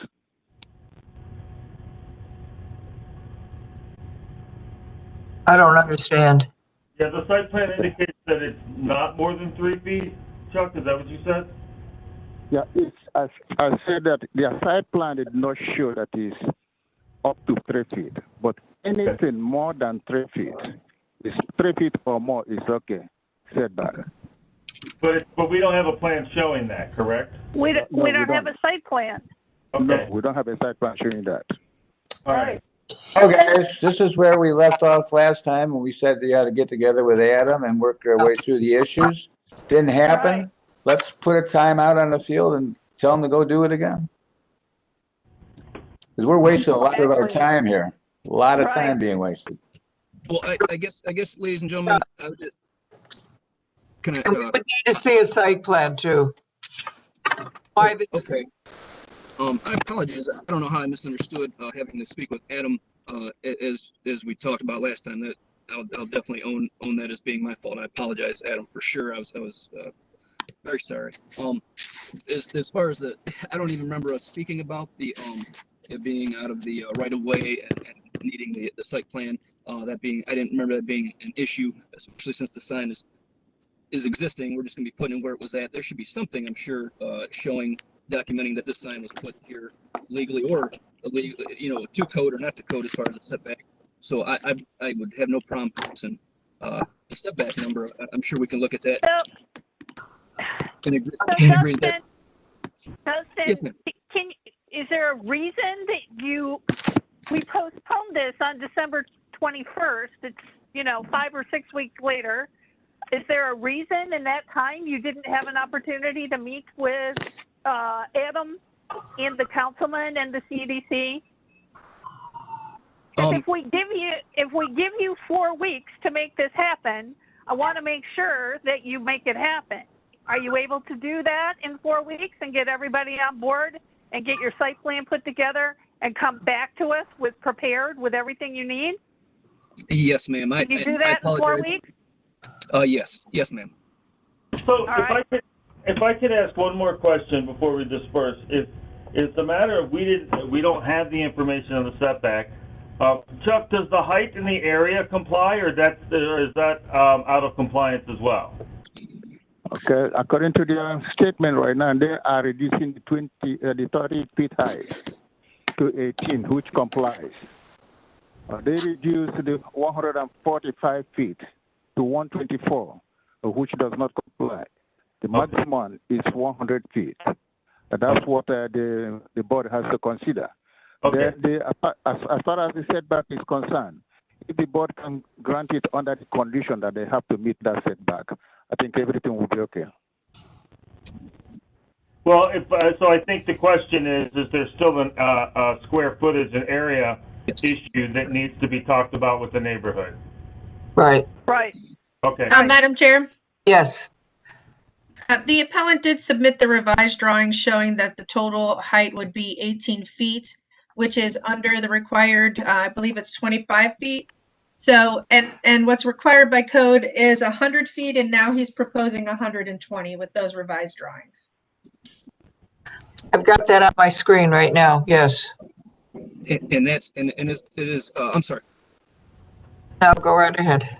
And as Mr. Okoye said, I think contingent upon it meeting the spec requirement, if the board is supportive of the overage of the 20 square foot over to accommodate the wider width of the digital pricer, I believe that's what we're looking at right now as far as the big difference. It's just the width being wider because of the pricer, and that's what bumps my square foot up. As far as what's there, it's gonna be just about the same thing. It just, when you drive by, you'll just see digital pricers just a little wider by 20 square foot total, and that's basically, if you guys don't like the 20 square foot over, then there's not much I can do for that one except go back and see if there's any more they can take off. But that's where the problem is as far as their advertising. Dustin, at this point, you don't have the support of the councilman, you don't have the support of the CDC, you don't have your site plan, so you need to get everyone involved together and come back to us with all the stuff that you need.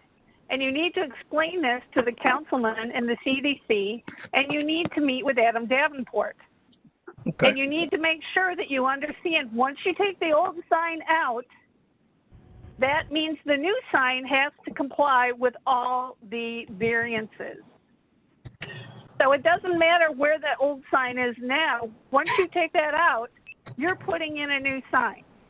So you need to make sure that you have everything pulled together and come back to us with everything you need and everyone on board.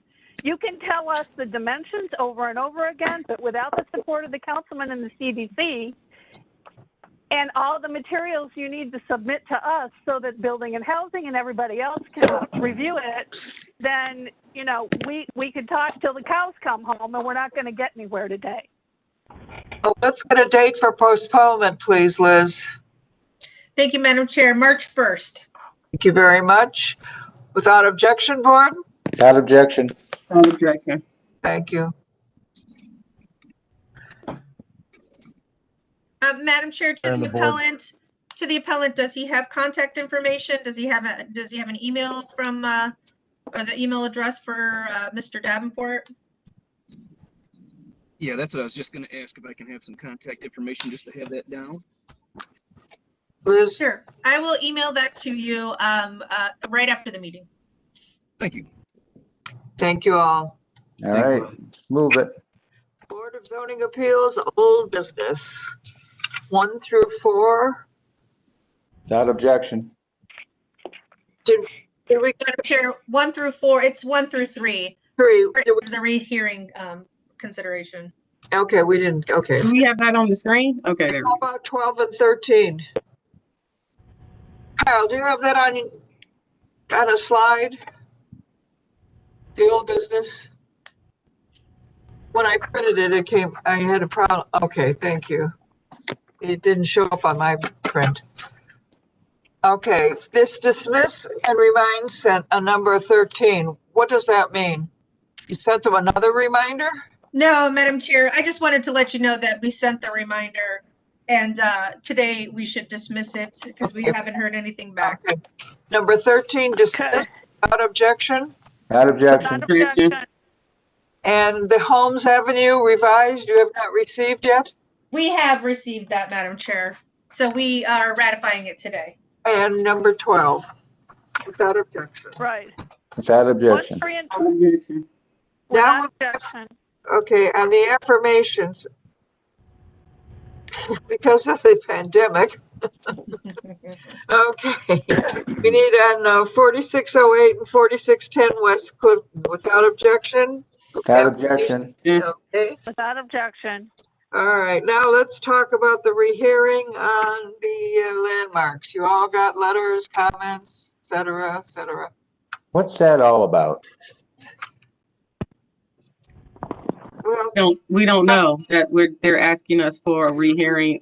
They're asking us to, you know, rescind on a decision that we made.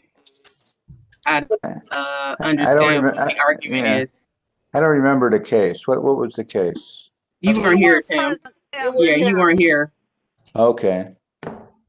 Figures. they want to tear down this building that's falling down with walls, bowing out and all. They have submitted numerous letters from affiliated architects, everybody in the world associated with building, that it wouldn't be good to save this building. It would collapse whatever they do.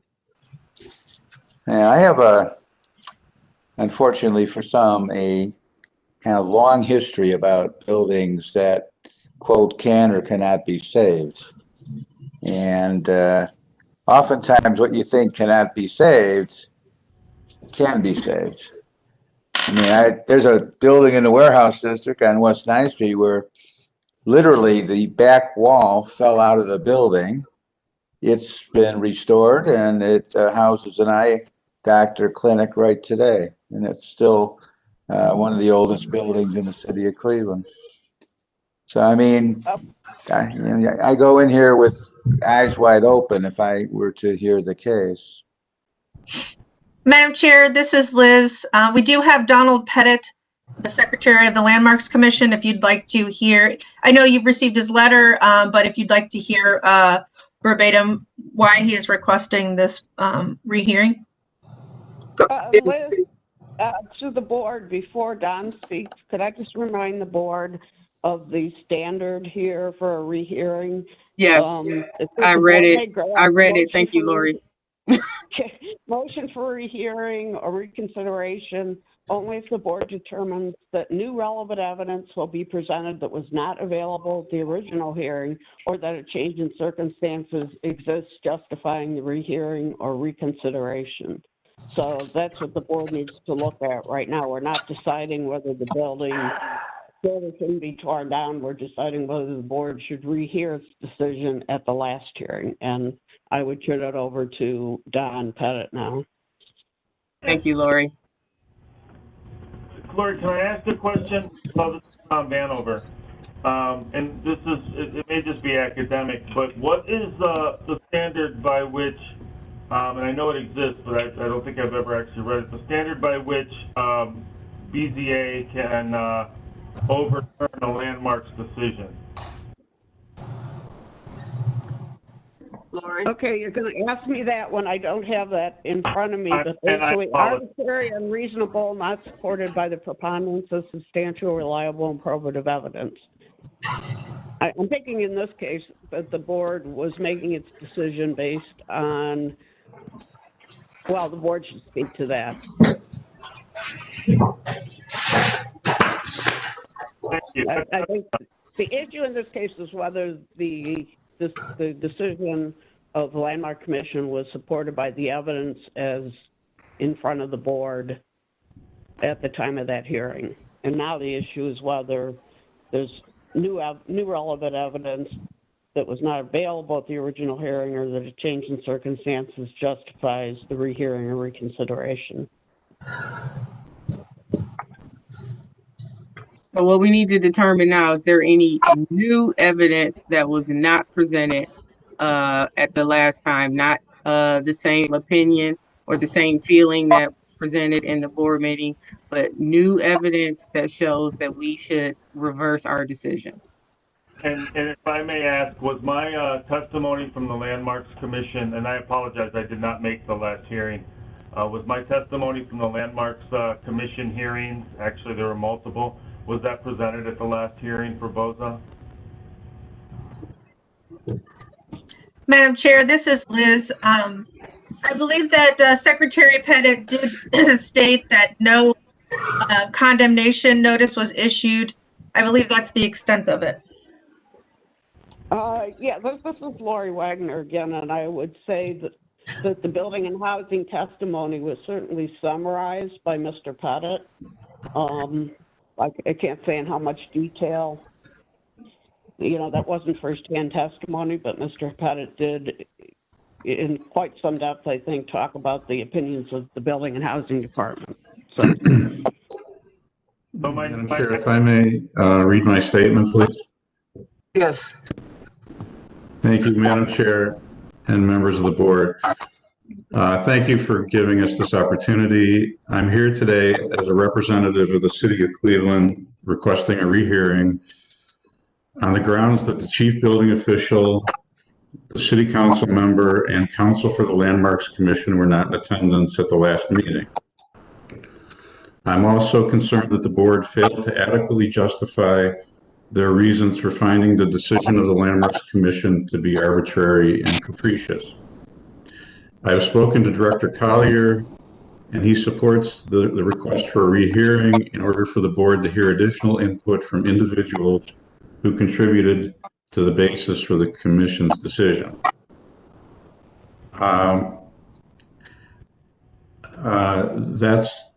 That's what I suggest constitutes new evidence or a change in circumstance. I think the fact that Commissioner Vanover wasn't at the meeting was something that would have contributed to the board's decision. I'm also concerned that in their decision, in your decision, you implied that the building was not historic enough, despite the fact that it's a contributing building in a Cleveland Landmark District and listed on the National Register of Historic Places. And I would suggest that that is not in the purview of the Board of Zoning Appeals, but in the purview of the Landmarks Commission. So for these reasons, I'm requesting respectfully a rehearing of the case. Madam Chair, this is Liz. Yes, Liz. As a reminder, there were 3 members present. Mr. Donovan and Ms. Barnes were absent. And the 3 members that were there unanimously supported the decision to overturn the decision of the Landmarks Commission. Yes. So I'm going to ask if my presence today and ability to, or willingness to give firsthand testimony meets the standard as new evidence not presented. Oh, boy. This is Lori Wagner. In a legal sense, I'm going to say generally the question is whether you were or should have been available at the last hearing. It doesn't meet the standard of new evidence because it's the same testimony that was given. The board, of course, does have it within its discretion to rehear this, but it would have to say what is the change in circumstances here? Why wasn't the testimony given at the prior hearing? Do we have anybody from, is the appellant have a representative here? Yes, this is Robert Powell. I'm the architect. I do have a statement I could read as well. I'm just waiting for my turn. Okay. Robert? Do we have to swear people in for this? Right. It would be a good idea. I think you're still at the point now where you're determining if you're going to rehear it or not, right? Well, it seems to me that we're starting to take testimony. Yeah. Let's have a statement. It's not testimony. I think everybody should be sworn in if they're talking about factual things. If they're just making arguments, that's not necessary. But for the record, let's make this clear and swear everybody in. All right, here we go. Everyone that may be offering what might be considered testimony or facts or statements regarding this case, will you please raise your right hand? Do you swear that the testimony you will be giving is the truth, the whole truth, and nothing but the truth? Answer, I do, with your name, please. I do, Donald Pettit. I do, Robert Powell. Tom, are you still here? I am. Yeah, calm down. Okay. I did call on Robert Powell. Robert? Okay. I guess before I make the statement, board members who were not here that day, who you are. My name is Robert Powell. I'm the architect for the project. I'm representing my clients who are in Australia right now. So I don't want to go through the whole project. I just want to say that's who I am. Before I read my testimony, I'd just like to make a comment just a quick response to Don Pettit. His comment that the building is listed. The building is not listed on the historic registry. The district is. The building is not. Just to be clear about that. So my statement. I'll just read this. A request has been made by the Landmarks Commission to reopen case BZA 20-206 that was decided by the Board of Zoning Appeals earlier this month. The request is based on Landmarks' claim that it did not have adequate representation at the meeting. The Board of Zoning Appeals gave Landmarks several opportunities to support its positions and make its case. Also note that Landmarks delayed the publication of the November 12 meeting until January 5th, giving them nearly an additional 2 months to prepare. Not to mention that the several meetings at the House City level and the 2 additional meetings at Landmarks where these experts were never called to dispute our professional engineering reports. And at any time, these groups could have asked for continuance to consult these experts, and it was never done. Second, there is no substantive evidence or testimony that the Landmarks Commission can bring to the table.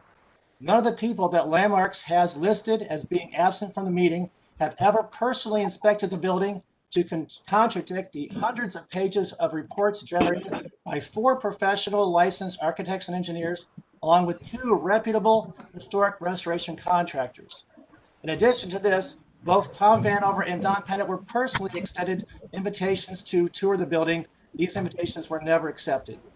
Thirdly, Landmarks Commission is based its early decision on opinions and anecdotal evidence, saying, oh, buildings like this have been fixed all over the place, not solid engineering calculations and actual measurements provided by experts in the field. To even entertain this request by Landmarks Commission will put in question the authority of the Board of Zoning Appeals and open the door to multiple reconsiderations and all of the board's decisions just because one party did not get the judgment it wanted. The decision of the Board of Appeals was based upon professional judgment provided by licensed professionals. To allow opinions without any expert reasoning will undermine the legitimacy of the process. Landmark's request for reconsideration should be respectfully denied as baseless. Finally, and most importantly, the reports generated clearly demonstrated that the building is a threat to the public safety and has been for over a year. These continued appeals are directly contradictory to both the Cleveland City Zoning Code and the Ohio Building Code, and any further delays continues to put the public at risk. Thank you very much. Thanks, Robert. Board, did you have any comments on either Donald Pettit's testimony or Mr. Powell's? Madam Chair, this is Kelly. My only comment is I do want to correct that we did not say the building was not historic enough. I asked was there anything special about the building that, you know, made it stand out? Like, was it a certain architect that built it, or, you know, like something like, was it on the Underground Railroad? And that was, you know, just something that will make, you know, make me look at the building differently.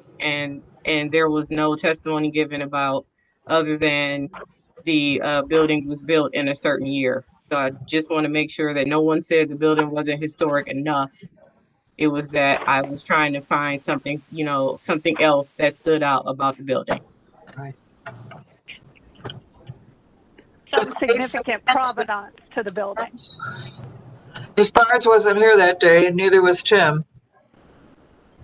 So we would need a vote by the 3 members that were here. I will entertain a motion. I've heard enough.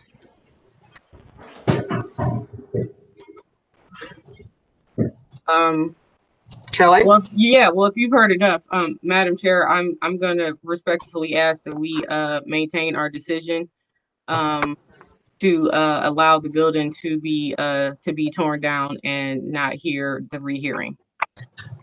I second the motion. Call the roll, Liz. Ms. Faith? Yes. Ms. Britt? Yes. Mrs. Johnson? Yes. Request for rehearing 20-206 has been denied. Okay. And we have one more thing on the, just miscellaneous. They've adjusted these first footage of the billboard down 4 square feet. Do we need to make a new motion or anything, Ms. Wagner? I'm sorry, I don't have that document in front of me. Somebody has reduced, you granted the variance for a sign and they're reducing it by 4 feet? No, I'm sorry. Actually, they are going up 4 square feet. They proposed 816 and now they're proposing 820. This is the case last week that Mr. Donovan kind of wanted to rehear. We thought that we could just have them reapply, but now it's only 4 square feet and it's still under the allowable square footage by code. So I guess to Lori, is this minor enough for us to, do we even really need to? If you're saying it's under the square footage allowed by code, then the board never granted a variance for square footage? That's right. They did not need a variance for the square footage. Well, then that's not really a change that is relevant to the board's decision on the variance, and there's no reason they need to come back. Okay. That's great. Well, everybody, have a wonderful day. See you next week. Thank you. Thank you. Bye. Thank you, Kyle. Good job, Kyle. Oh, he's Kyle. Way to go. He's out. Oh, there he is. I did it. You did it, Kyle. Nice job. Thank you so much for your help. Well done. Okay, all. Take care. Stay well. You too. Thank you. Bye-bye. Bye. Bye.